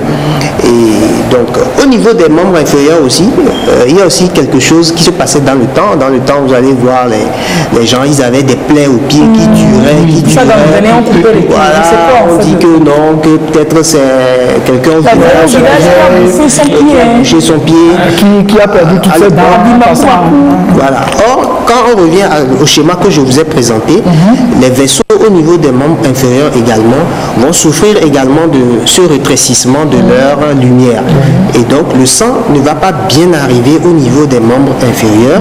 Et donc ça va faire que les neurones, pour ne pas dire les nerfs, qui sont chargés de détecter la douleur, parce que c'est les nerfs qui détectent la douleur et envoient au cerveau. Donc si ces nerfs-là n'ont pas la nourriture pour faire leur fonction, ils meurent. Et donc le diabétique peut marcher sur une braise de feu, il peut marcher sur un feu sans sentir la douleur. Et donc c'est comme ça que le diabétique peut avoir une plaie au pied sans savoir. Pour la petite anecdote, la dernière fois j'ai reçu un patient, il m'a appelé, il me disait que c'est sa fille, il était là allongé sur le canapé et c'est sa petite fille qui a remarqué que « Ah papa, tu as une plaie au pied ». La plaie avait même commencé à se surinfecter sans qu'il ne le sache. Vous voyez. Et comme les microbes aiment également le sucre, ces plaies-là vont vite se surinfecter parce que c'est sucré. Voilà, vont évoluer vers la gangrène. Et donc, ce sont des sujets qui, quand ils ne sont pas pris en charge très tôt, peuvent perdre leurs pieds et évoluer vers l'amputation. Donc, c'est le diabète, ça, hein? C'est le diabète, de façon ramassée. Vous voyez. Bon, qu'est-ce que nous aimons faire aujourd'hui et qui nous conduit vers là? Oui, bon, aujourd'hui, il faut savoir qu'en matière de diabète, il n'y a pas une cause fixe. On parle plutôt de facteurs de risque. Vous voyez, donc on sait aujourd'hui que si vous avez un papa ou bien un grand-parent ou bien un frère qui souffre du diabète, vous avez également le risque de souffrir des chances. Voilà, vous avez des chances de développer le diabète. Mais tout va dépendre également de votre environnement, de vos habitudes alimentaires. Si vous êtes quelqu'un qui consomme beaucoup les sucreries, si vous êtes quelqu'un qui grignote beaucoup, parce que à chaque fois aussi est dedans. Bah oui, malheureusement. Bah oui, malheureusement. Puisque à chaque fois que vous ingurgitez quelque chose et que vous ne laissez pas le temps au pancréas de renouveler son stock d'insuline, vous l'épuisez. Vous voyez. Et donc... Allô, mon pancréas. Je sais que tu vas bien. Il m'a dit qu'il va bien. Voilà. Donc il y a aussi la sédentarité lorsque vous ne pratiquez pas suffisamment d'exercice physique. Tu prends ta voiture, tu sors de chez toi, tu rentres dans le garage, tu prends la voiture, tu viens à la TVT, tu gares là-bas, tu marches, tu viens au plateau, tu t'assois, tu travailles, tu marches entre la rédaction et le plateau. Exactement. Après tu rentres dans ta voiture, tu es à la maison, tu es au salon. Aujourd'hui avec les ZEM aussi, dès que tu sors de chez toi, bon, tu lèves juste, tu ne marches même pas. Je disais ça la fois dernière, au moins avec les ZEM on cherchait. Avec le sort même pas, avec le nouveau système. Il t'identifie, te localise. Tu es dans ta chambre, même si tu veux qu'il passe dans ta douche, il passera, tu localises et tu ne dépenses pas suffisamment d'énergie par rapport à ce que nous ingurgitons. Aujourd'hui, il y a la nourriture à goût. Et donc, ça fait qu'on prend du poids. Et comme on prend un café. Le professeur Béloa dit de marcher 30 minutes par jour. Allez-y, continuez. Tant qu'à faire. Au moins 5 fois par semaine. Au moins. Tant qu'à faire. 5 fois par semaine. Et donc, vous disiez qu'il faut faire le sport comme ça. Il faut pouvoir continuer par manger au chocolat. Tu peux te reposer, c'est pour ça. Ok, d'accord. Mais c'est facile, mais apparemment c'est pas facile. On n'arrive pas à le faire à marcher. On s'en rend pas compte. On s'en rend pas compte. On s'habitue à cette facilité-là que nous offre la vie aujourd'hui. On ne plie plus le foufou pour se dépenser. C'est il y a la machine. Il y a la machine, Et on n'écrase plus le piment, il y a la machine. Ah oui, on ne nettoie plus le sol, il y a l'aspirateur. On a fini de mourir. Il y a beaucoup de choses comme ça. Et souvent, avant, dans le temps, les grands-parents, comme ils allaient au champ et tout ça, leur métabolisme était à un certain niveau. Ils pouvaient se permettre de manger la pâte, le foufou le soir. Mais aujourd'hui, nous, notre métabolisme est beaucoup plus ralenti par rapport à cette sédentarité-là. Et prendre l'habitude de manger la pâte, le foufou, certains nutriments le soir avant d'aller se coucher, c'est pas très bien pour le corps. Quand vous dites le soir, c'est quand? Le dîner, par exemple. Je dis, après 20h là, je ne peux plus manger mon foufou. Pas que vous ne pouvez plus manger, mais il faut être beaucoup plus dans la mesure. Parce que quand vous mangez votre foufou, vous allez voir certaines personnes, ils disent que j'ai eu une journée très pompeuse, je rentre le soir, je vais bien manger. Clairement. Alors que lorsque tu manges très bien ton foufou avec ta ta pâte. C'est d'ici. C'est lourd. C'est lourd. Avec beaucoup de viande. Et tu vas te coucher. Tu vas fatigué. Tu vas te coucher. Donc tu ne dépenses pas en fait. Donc, J'ai dépensé déjà. L'organisme même ne sait pas que j'ai dépensé dans la journée. non, c'est pas comme ça. C'est pas comme ça. Donc le mieux, tu dois consommer, tu dois charger les batteries quand tu sais que tu dois dépenser. Et quand tu sais que tu dois En journée comme ça, le matin, puis déjeuner, je tape à Imolo, puis je prends que je vais pour faire des sacs. Voilà. Et donc là, le soir, tu manges beaucoup plus léger. Bon, de toute façon, à Imolou, pas inondé d'huile, et à cause de dons, pas garni de sucre non plus. Voilà. Donc, il faut être dans... Ça a apporté aussi quelque chose de très important, trop de gras aussi. Trop de gras aussi. Oui, le soir, par exemple, dans les cafés, on te fait spaghetti avec des œufs, avec mayonnaise. Ouais, exactement. Mais c'est toi ce goût-là. Vous voyez, Le soir, hein. Or, quand tu prends le spaghetti, c'est du blé. C'est du blé. Et quand tu prends le pain, c'est à base de blé aussi. Donc, en fait, pour l'organisme, en réalité, spaghetti et le pain, c'est la même chose. Le blé. On voit que c'est différent. C'est design. Vous voyez, non. Alors que pour l'organisme, c'est pareil, en fait. Donc, en fait, c'était comme si nous-mêmes, on s'était décidé à creuser notre tombe avec notre bouche et notre dent. Malheureusement. Et c'est ce que je dis souvent aux gens. C'est pas forcément ce qui est bon dans la bouche qui est bon pour le corps. C'est surtout ce qui est bien dans la bouche qui est pas bien. Le chocolat, oui, bon, on n'a pas dit de ne pas en manger, mais il ne faut pas en abuser. Il faut, voilà. Il ne faut pas se priver. C'est pas une question de privation, mais c'est plutôt être dans une question de mesure et vraiment manger ce qui nous convient, ne pas être trop dans la avec modération. Mais même la modération, c'est le choix des aliments aussi à la base. Parce que même si c'est une belle cochonnerie, tu peux être dans la mesure, dans la modération, mais ça ne te sert pas. C'est pour ça que dans la prise en charge, nous vraiment nous prenons du temps pour discuter avec les patients parce que nous sommes différents. Chacun a des repas qu'il affectionne par rapport à d'autres. Donc, il s'agit d'abord de savoir quels sont les goûts du patient, travailler beaucoup sur une éducation du patient et associer maintenant secondairement les médicaments et suivre le patient. Alors, docteur, dites-moi, quand le diabète s'installe ou alors ça pointe son nez là, est-ce qu'il y a des signes qui peuvent me faire savoir que alerte générale? Exactement, il y a des signes, le premier signe, le signe qui est souvent fréquent, c'est cette impression, cette envie impérieuse de boire de l'eau qui s'accompagne avec les mixtures fréquentes. Oui, mais c'est bien de boire de l'eau. Vous avez dit de boire de l'eau, non? Moi, je bois beaucoup d'eau et puis je fais beaucoup de bien. Mais il y a aussi un truc aussi. Souvent, la nature aussi sait que ça ne va pas. Parce que j'ai rencontré certains patients comme ça, ils boivent suffisamment d'eau, mais ils font beaucoup pipi. Et après, ils disent que bon, il s'est amusé à faire pipi quelque part où il y a les fourmis. Et il s'est rendu compte que les fourmis s'agglutinaient autour de ses oreilles. C'est un signe qui ne tue pas. Il y a du sucre qui attire. Voilà, donc le patient lui-même, quelque part, il sait que sa façon de boire régulièrement et de faire pipi régulièrement aussi, c'est pas normal par rapport à ses anciennes habitudes. Mais est-ce qu'on peut goûter le pipi pour voir si c'est sucré? Bon. Si on goûte dans la bouche, on peut savoir si c'est sucré? Oui. Il y a certains qui vont te dire qu'il a même essayé de goûter et il a vu que c'est sucré. Vous voyez. Il y a aussi l'amaigrissement. Il y a certains patients. Par contre, je vais maigrir. Moi, c'est à perdre du poids. Moi, c'est naissance. C'est naissance, vous voyez comme ça. Donc, naturel. C'est naissance, vous voyez comme ça. Et donc, on maigrit quand il y a on commence à perdre patient qui va perdre du poids alors qu'il mange suffisamment beaucoup. Il tient conservé, mais il perd du poids. Vous voyez, parce que il mange, mais le sucre se retrouve dans son corps, mais n'est pas utilisé parce qu'il n'y a pas d'insuline. Donc, du coup, le cerveau dit toujours j'ai faim, il mange toujours, mais il perd du poids. Vous voyez, donc c'est des signes aussi. Ça peut faire des maux de tête, des vertiges, des trucs comme ça. Est-ce que ça s'accompagne? Bon, quand ça commence par être comme, quand ces signes-là commencent par apparaître, c'est que déjà il y a les complications qui commencent par apparaître. Vous voyez, mais est-ce que c'est seulement les, comme vous avez dit, qu'on peut maigrir? Moi, je voulais savoir si c'est vraiment les grosses personnes. Et puis puis, et puis de l'âge aussi, tout le monde, lui aussi, peut faire le diabète. Oui, avant, on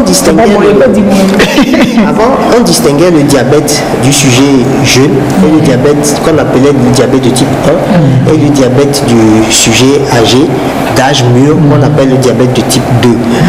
Donc, pour que les téléspectateurs comprennent, aujourd'hui, c'est beaucoup plus le diabète de type 2 qui fait beaucoup plus de ravages. Mais il n'y a pas un stéréotype donné.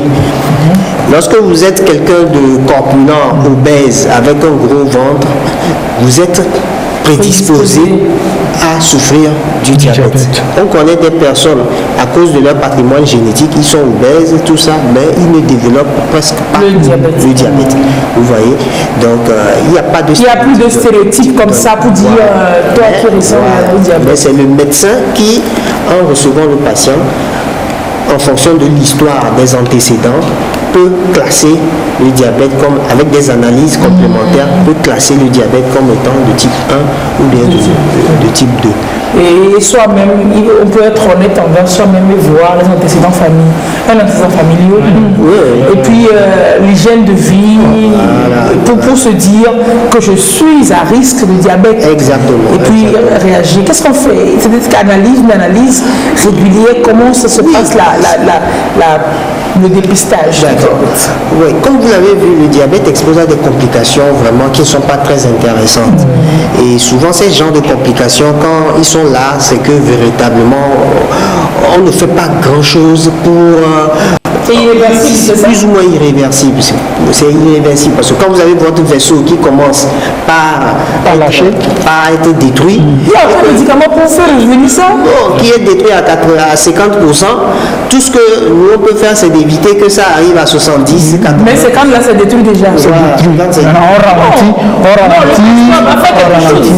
De prier depuis le médicament, ça va aller. Voilà. Bon, mais il faut savoir également que il y a certaines complications, comme quand vous faites un infarctus, il y a des techniques qui permettent d'arranger le vaisseau. Il y a la chirurgie aussi qui peut intervenir.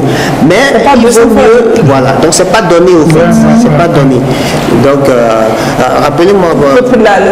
Le dépistage. Voilà, le dépistage. Donc dans ce domaine-là, véritablement, c'est le dépistage.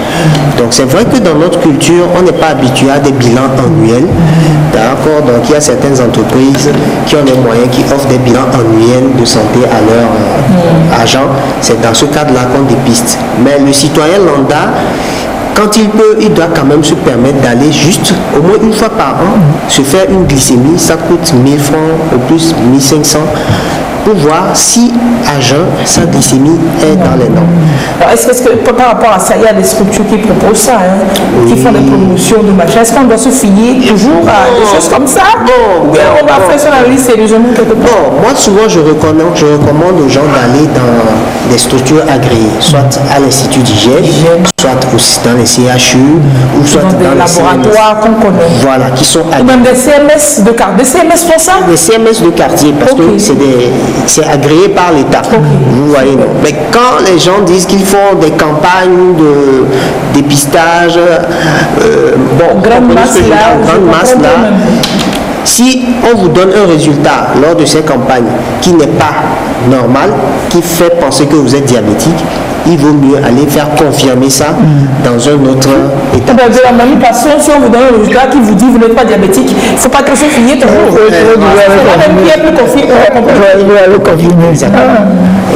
Donc, essayer de prendre une fois par an, c'est ça? Une fois par an, au moins. Idéalement, au moins. Pour aller voir le taux de glycémie. Est-ce que c'est normal? C'est quoi le taux normal? Normal, c'est 0,7 grammes par litre à 1,10 grammes par litre. Idéalement, ça doit être dans cette fourchette. Donc, on n'a qu'à faire l'effort pour être à 0,7. Bon, être entre 0,7 et 1,10. Je ne veux pas m'approcher de 1,10. Mais maintenant, si on est en bas de 0,7, c'est aussi problématique. Bon, ça, c'est l'hypoglycémie. Okay. C'est grave aussi. Bon, ça peut être grave dans le cas où on rencontre des personnes qui ne sont pas forcément diabétiques et qui font des hypoglycémies. Mais j'ai eu à rencontrer aussi des personnes qui me montrent un résultat, ils étaient en hypoglycémie, peut-être parce qu'ils n'ont pas suffisamment mangé la veille. Et donc le matin, sa glycémie est un peu descendue. Vous voyez, non? Pour lui, il suffira juste de manger un petit truc pour vite faire ajuster. Pour réajuster. Donc de tout faire pour ne pas dépasser un 10 de sucre dans le sang. Donnez-nous des conseils. Au-delà de tout ce que vous avez dit, de tout ce qu'on sait dire qu'on ne fait jamais. Pardon, il faut nous donner encore des conseils. Le conseil que moi je vais donner, c'est d'abord, il faut essayer de faire son bilan annuel, au moins une fois par an. Se faire mesurer sa glycémie. On va le faire ça à l'hôpital. J'arrive. Au moins une fois par an, se faire dépister. Éviter de grignoter.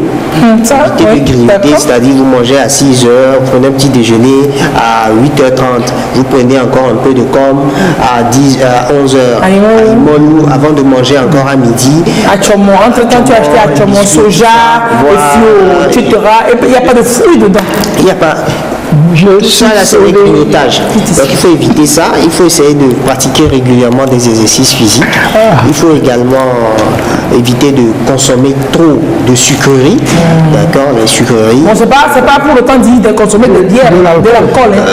Tout ça, j'en viens. L'alcool aussi est dedans. Parce que l'alcool aussi, c'est du sucre, en fait. L'alcool aussi, c'est du sucre. Et paradoxalement, c'est un sucre qui n'est pas utilisé par l'organisme. C'est stocké dedans. Et ça fait de la graisse. La graisse. C'est ça là qui bouche les veines. Exactement. Donc, vous voyez souvent ceux qui prennent des apéritifs. Les apéritifs, vous allez voir, ils prennent un petit. Voilà. On va bien manger. Lorsque vous prenez ça, ça stimule vraiment la prise de poids aussi. Ça favorise la prise de poids. Ok, d'accord. Donc il faut éviter ce genre de choses. Et puis grosso modo. Faire du sport. Bouger.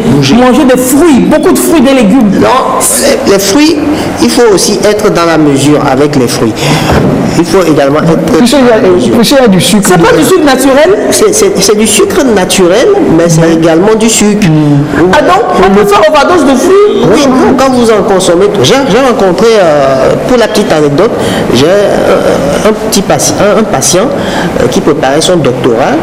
Donc, il bossait beaucoup, il n'avait pas le temps de suffisamment manger. Et qu'est-ce qu'il prenait souvent? C'est de l'orange. C'était la période où il y avait des oranges très intéressantes. Donc il suçait beaucoup les oranges, et il a fait un malaise, et c'est comme ça qu'on lui a dépisté une hyperglycémie. Vous voyez? Donc il faut être dans la mesure. Les fruits, c'est très bon, mais il ne faut pas en abuser. Lorsque vous êtes dans la... On l'a dit, l'excès de toutes choses est nuisible. Même du naturel? Ah oui. Donc on ne va pas manger trop de fruits. Il faut être dans la mesure. Merci docteur, merci. Je vais vous libérer parce que vraiment, vous ne me dites pas des choses. Non, mais c'est vraiment. Je vais vous libérer. Moi, je suis zen.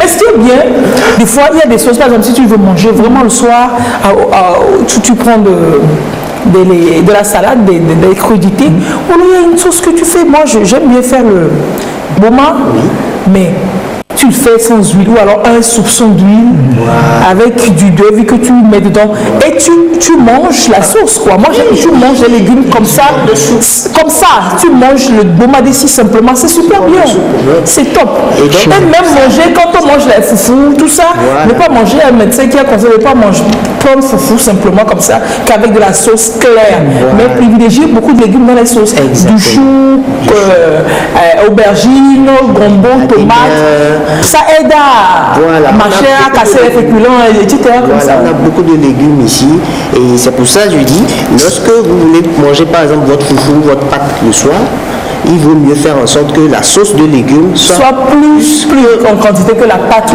elle-même. Vous voyez, non? Et si vous n'êtes pas rassasié, ça c'est vraiment l'hygiène de vie.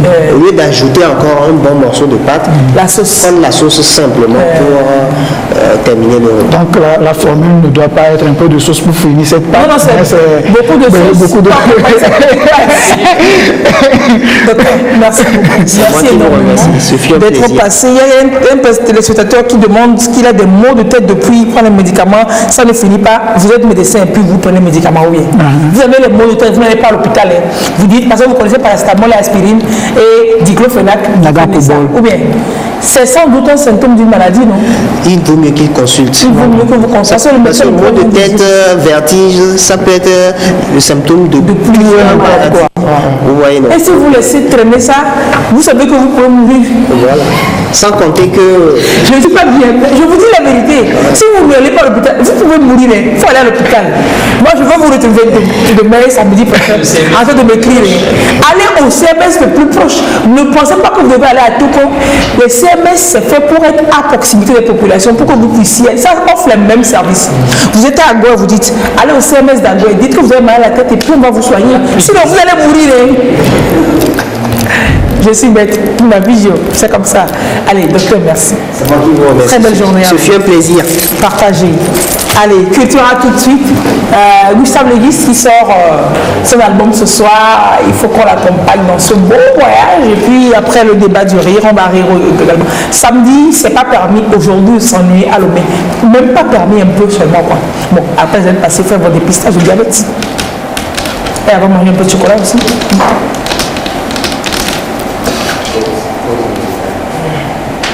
C'est bon? On va souffler? Ouais. Aujourd'hui ou demain?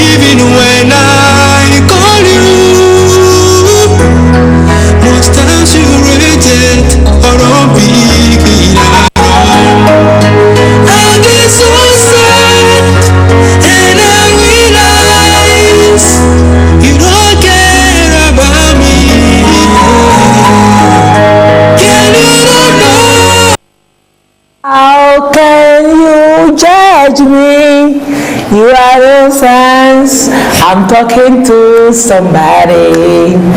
Get it in your way, you are not gone. Gustave, tu vas massacrer la chanson. Non, mais Gustave, je suis pas d'accord. Tu ne peux pas applaudir ça au lieu de reprendre. On va faire un trio. On va faire un trio, un trio à deux. Non, Gustave, tu ne peux pas la laisser faire ça. Non, mais j'adore. Rattrape la chanson. Rattrape ça. How can you judge me? You wanna see. I'm talking to somebody. Continue. Voilà. C'est pas comme tu me coupes mon plaisir. C'est pas sérieux. C'est possible. Le plaisir, on pourrait le retrouver ce soir. J'adore ce son-là, extraordinaire. Parce que nous allons assister au lancement de votre deuxième album. Le premier. C'est une soirée d'écoute. Voilà, une soirée d'écoute, ça permet en réalité, c'est une innovation que vous apportez en réalité sur cette plateforme musicale avec le réseau social Miva. Monsieur Médecin, bonjour. Bonjour. Comment vous allez? Ça va très bien. Alors, Gustavo, comment est-ce qu'on se sent à quelques heures de cette rencontre avec les artistes et des promoteurs de la musique? Un peu stressé. Un peu stressé, hein? C'est comme si je me relance dans mon deuxième pays en fait.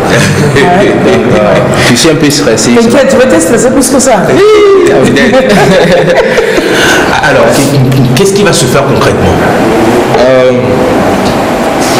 Tout le monde aura un fichier. On va vous faire écouter tous les morceaux qui seront sur l'album. Les 11 chansons. Ok, donc tu auras une fichier, tu vas cocher. Si tu aimes le premier morceau, tu coches. Si tu n'aimes pas, jusqu'au dernier morceau. C'est-à-dire, on aura une fiche, on écoute, il y a les titres sur la fiche et on mentionne j'aime, il y a cette remarque-là, il faut arranger ici. Ok? Ah oui, c'est pour ça que vous appelez ça d'écoute, tu peux voir lesquels, c'est quel morceau, ont besoin d'amélioration, ceux qui sont top, etc. Donc vous impliquez les femmes dans la conception. Après, quand ça va marcher, il va marcher. C'est une consultation. Oui, c'est super. Parce que ce que j'avais vu à Accra, au Nigeria, je me suis dit peut-être que c'est le moment de pouvoir voir la vie des gens avant de prendre notre step. C'est clair. Je ne vais pas me décider comme ça, me lancer et puis dire que c'est ce que je sais faire, non. Les gens me font donner. Peut-être que les gens me font mal, me dire que non, la chanson là.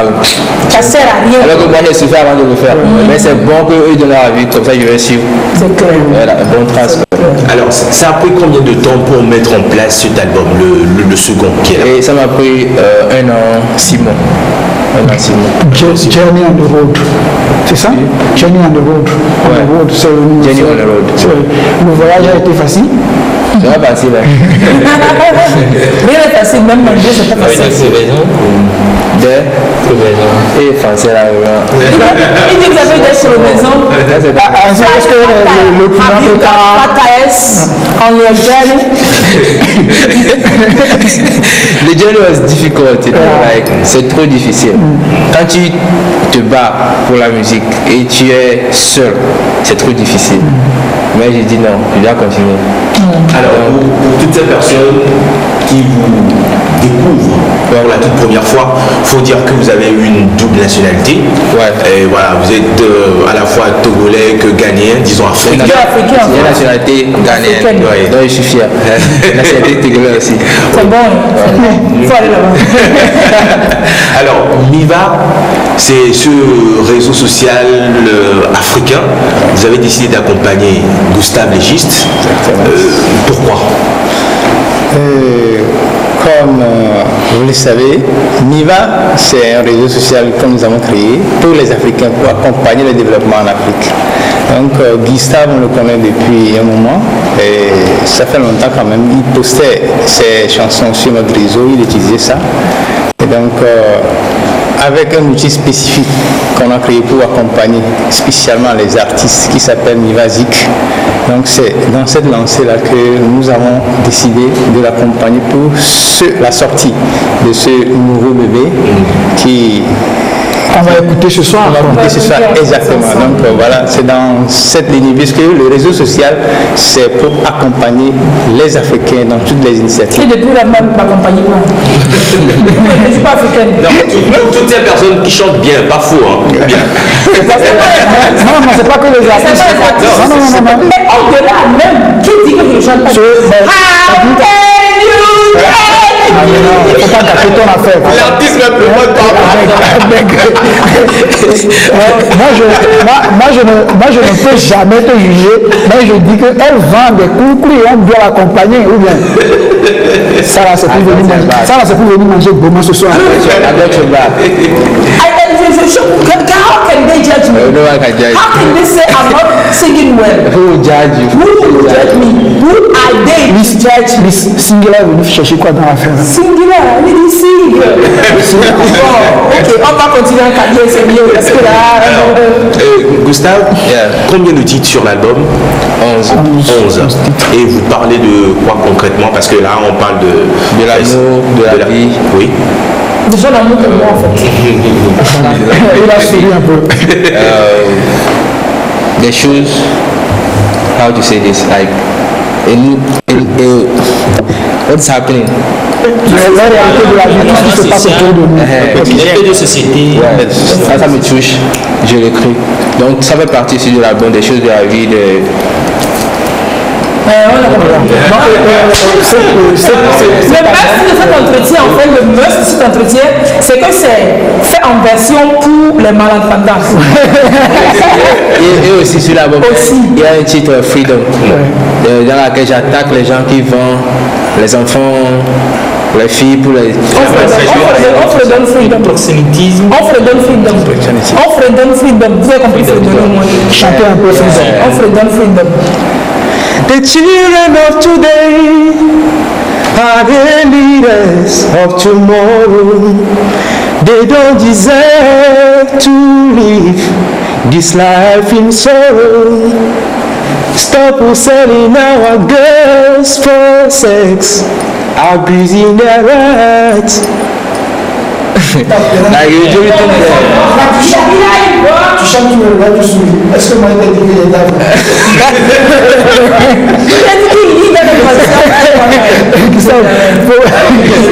Ce soir, on fait comment pour y aller, pour y être rapidement, pour finir? On fait comment pour c'est quoi la condition d'abord cette invitation? Et j'ai le privilège d'être invité, moi. Oh yeah. Et certains médias, certaines personnes qui sais qu'ils aiment faire ma musique, je les ai invités aussi. Et aussi j'ai laissé le truc là. Quand elle finit, je me suis dit si tu as ma musique et je ne te connais pas, tu donnes ton nom de carte d'identité à travers l'inbox. Et comme ça je donne ça à la garde. Si tu as si tu peux. C'est sécurité qui sera à la garde. Tu t'envoies le nom. Sur mon nom sur les réseaux sociaux. Allez sur les réseaux sociaux, Gustave Legis, forcément. Si tu ne veux pas, je vois. Et puis tu transfères. Super. Et c'est où ça va se passer au siège de Miba Social, c'est à Tikoumi. C'est à Tikoumi. Précision. C'est dans l'immeuble Concorde qui est tout près des rails même. Parce qu'il y a l'immeuble Concorde, le supermarché même. On va dire le Concorde qui est celui qui est en face de SAO. Non. Celui qui est à côté de la station. De la station service. On va rentrer dans le supermarché. Non. Pas le supermarché est en face. Supposons que vous êtes de rond-point. Vous faites dos à la clôture de la Kosombo, la Cité. Donc, il y a le supermarché qui est à votre droite. À côté de Total là-bas, c'est pas ça. Il y a un immeuble qui est à côté des rails ici. Ça aussi, c'est à côté de la station Total. Donc, c'est à l'étage.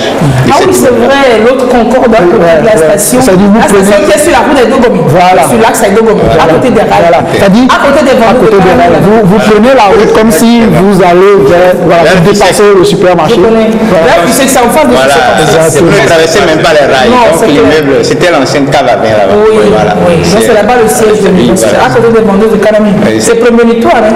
Ça dit des choses. Ça passe des messages. Donc, j'adore prendre Canami chez les dames là pour faire BCC. Ou bien une petite sauce foufou. C'est ça. Je t'ai vu là-bas. Merci quand même pour l'invitation parce que c'est à partir de quelle heure, pardon? C'est à partir de 18h. Non, je parle du Canami là, c'est ça. Non, mais c'est après le listening party. Donc, listening party, 18h au siège de Miba Social au niveau de la Concorde. On peut laisser un numéro de téléphone pour rapidement.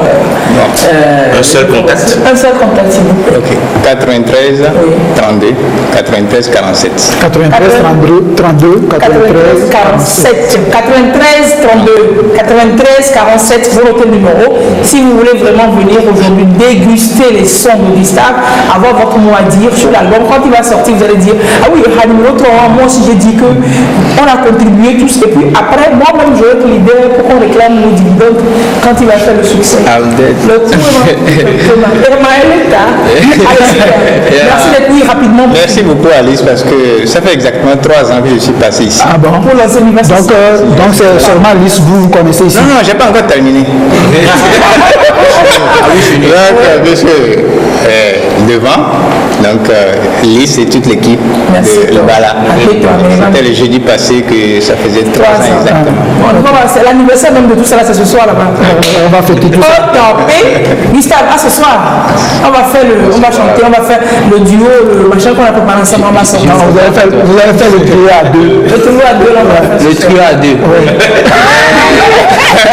Allez, au revoir, on te finit tout en rire parce que c'est le débat du rire et la question qui se pose. Le sexe avant ou après le mariage? Et moi, sur la question, j'ai ma réponse que je vous donnerai tout de suite. Là, c'est clair, c'est sans détour. Le sexe avant ou après le mariage, je vous réponds à ça tout de suite. Ici, là, on peut faire un dira et puis nous Make a chop before, man.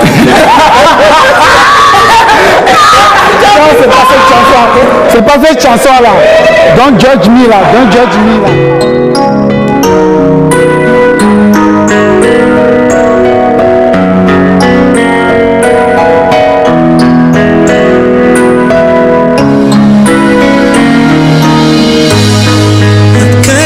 Girlfriend, are you? It takes a time to heal from you.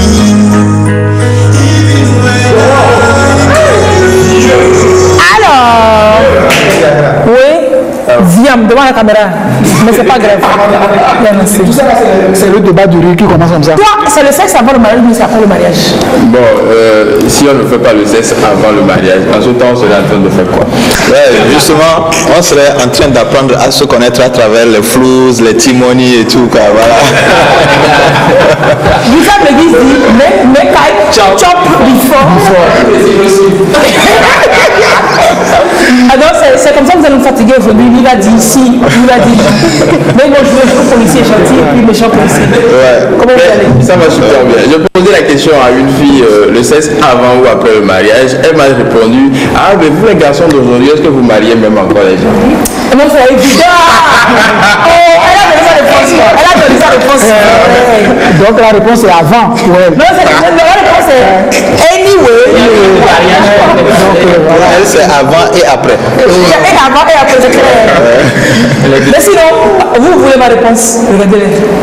Moi, je suis déjà marié, donc je suis dedans à fond. C'est quoi l'histoire? C'est quoi ce thème-là? D'où ça vient?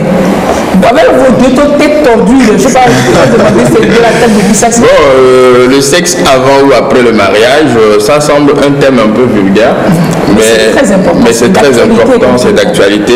Moi, je dis souvent, on a aujourd'hui l'habitude de crier haut et fort l'éducation sexuelle dans nos familles, mais on ne pratique pas ça.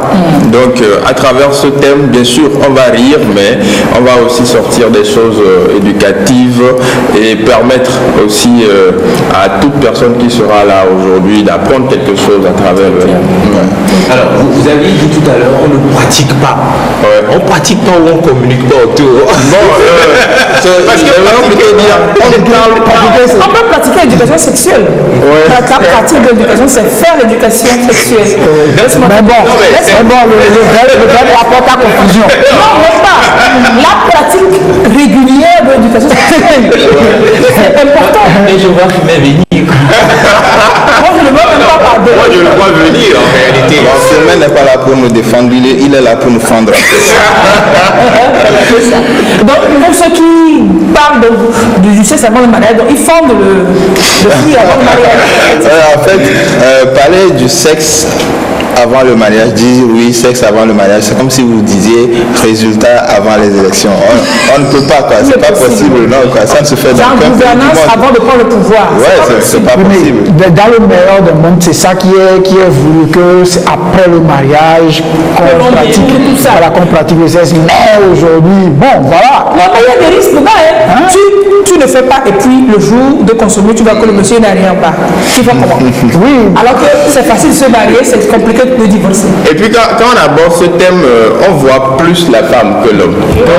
Le sexe avant ou après le mariage, on se dit directement que c'est la femme qui doit être vierge. Ça s'adresse que nous les hommes. Si c'est la femme qui doit être vierge, l'homme qui tire là, il va tirer sur quoi? Nous on est des tireurs. Si c'est la femme qui doit être vierge, dans le meilleur des cas, sérieusement, c'est le sexe après le mariage. C'est ça, dans le meilleur des cas. Bon, si il doit parler pour que les gens ne me suivent pas la maison. C'est le sexe après le mariage, c'est-à-dire que c'est rien à faire. Vous apprenez à vous connaître. Les numéros de flous et timoni, comme tu as dit, tout le monde connaît. C'est l'apprentissage. Sinon, aucune fille n'aime timoni, aucune fille n'aime flou. Mais comme ça entretient la relation, elles sont obligées d'accepter ça. C'est évident, personne ne vous demande, mais c'est juste l'entretien. Non, mais vous vous connaissez, vous vous appréciez, et tu vois si ses pieds ça sent mal. Et puis tu mais vois, on ne peut pas jouer aussi en match sans entraînement quand même. Non, mais attends, il y a des grands entraîneurs, ils s'entraînent bien, mais voilà quoi. Sur le terrain, c'est pour ça qu'il n'y a pas le résultat. Merci. Voilà. Il a vite compris la vanne, il a compris. Bon, il faut dire que... Vous êtes mauvais. Sérieusement quoi? C'est-à-dire qu'on aurait pu gagner ça quoi. Vous êtes trop mauvais. Non mais écoutez, José Mourinho, comme tu as demandé les dames, il n'a jamais été footballeur, mais aujourd'hui c'est le meilleur entraîneur du monde. Mais Claude Leroy, il ne faut pas dire le meilleur. Oui, l'un des meilleurs. Bon, ça dépend aussi de. Il ne peut pas battre un zéro à domicile. Bon, lui, non, mais quand le veut pas Claude Leroy, c'est le meilleur entraîneur d'Afrique. Oui, quand il s'agit de perdre des matchs. Ok. Parce que c'est Claude, le roi des perdants. Vous connaissez pas son nom de famille. Oui, d'accord. C'est le roi des perdants, en fait. D'accord. Ah bon? J'étais pas là quand tu parlais. J'avais le dos tourné quand tu parlais. Excusez-moi. Au même moment, on peut amener Guardiola, on peut amener. Est-ce qu'on peut parler du sexe avant? Non, on peut amener l'autre là, celui que vous avez cité en amont là. Molino, on peut l'amener au Togo. Oui. Quand on aura une équipe de, excusez-moi, de jambes cassées comme on ne gagnera pas. On n'a pas besoin. Il y a beaucoup de facteurs. Tout ça va rentrer dans le spectacle ce soir. Même si le Togo ne va pas à la Cannes, Adjaro nous amènera à Cana. Donc, ce soir, c'est à partir de quelle heure et quelle tranche d'âge est invitée? C'est un spectacle tout public, donc nous on n'a pas moins de 18 ans. Non. Adolescents, en plus le message s'adresse beaucoup plus aussi aux adolescents. Exactement. Donc même les enfants de 2 mois, soyez là quoi. Parce que en fait, nous on a une façon quand même de dire les choses. C'est beau à entendre, on ne rentre pas dans le vulgaire, on ne choque pas les gens en fait. Tout le monde peut apprendre à travers ce spectacle. Et aujourd'hui, c'est un spectacle qui nous a beaucoup amené à lire la Bible aussi. Ouais, ça nous a amené à lire beaucoup. Bon, si ça peut servir à quelque chose. Oui, bien sûr, parce qu'il est dit dans 1 Corinthiens, chapitre 6, verset 19, ton corps est le temple du Saint-Esprit. Oui. Donc, les filles qui nous suivent en ce moment, tout ce que vous voyez sur vous, c'est pas pour vous, quoi. C'est pour Dieu et c'est pour l'homme de Dieu que je suis. Qui en est le gardien? J'en suis le gardien, c'est moi qui garde la maison de Dieu. C'est la chute qui c'est dans le désert que perd. C'est la chute qui est pas dire. Donc aujourd'hui, samedi 16 novembre.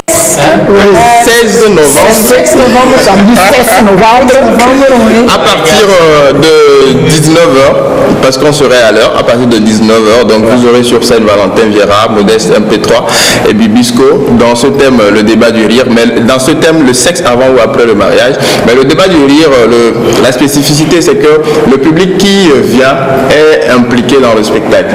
Donc vous ne serez pas là en tant que spectateur, mais apprêtez-vous à avoir aussi votre part. C'est à l'espace level. Sur l'affiche, on voit MP3.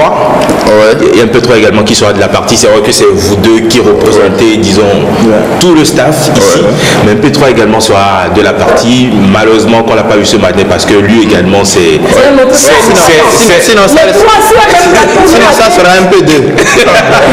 Bon, comme lui, il est pour le sexe avant, donc il a préféré passer avant le bala.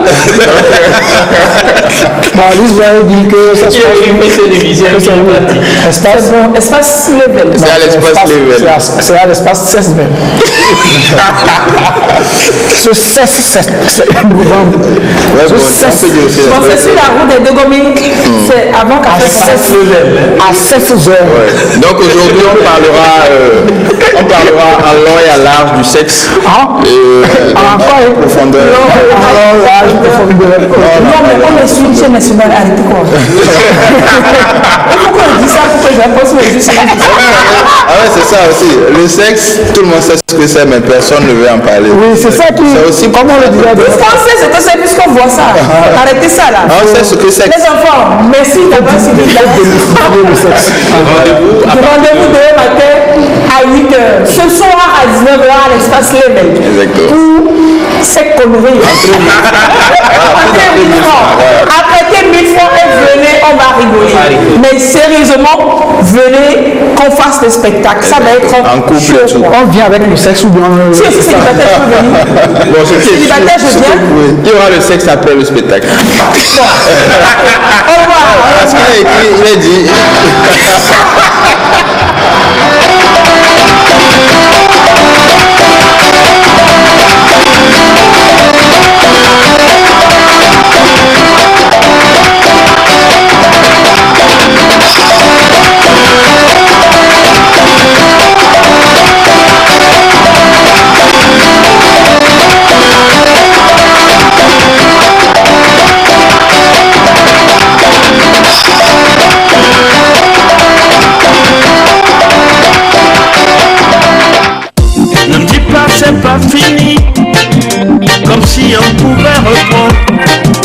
Nous sommes allés trop loin pour reculer, et nous devons donc arrêter.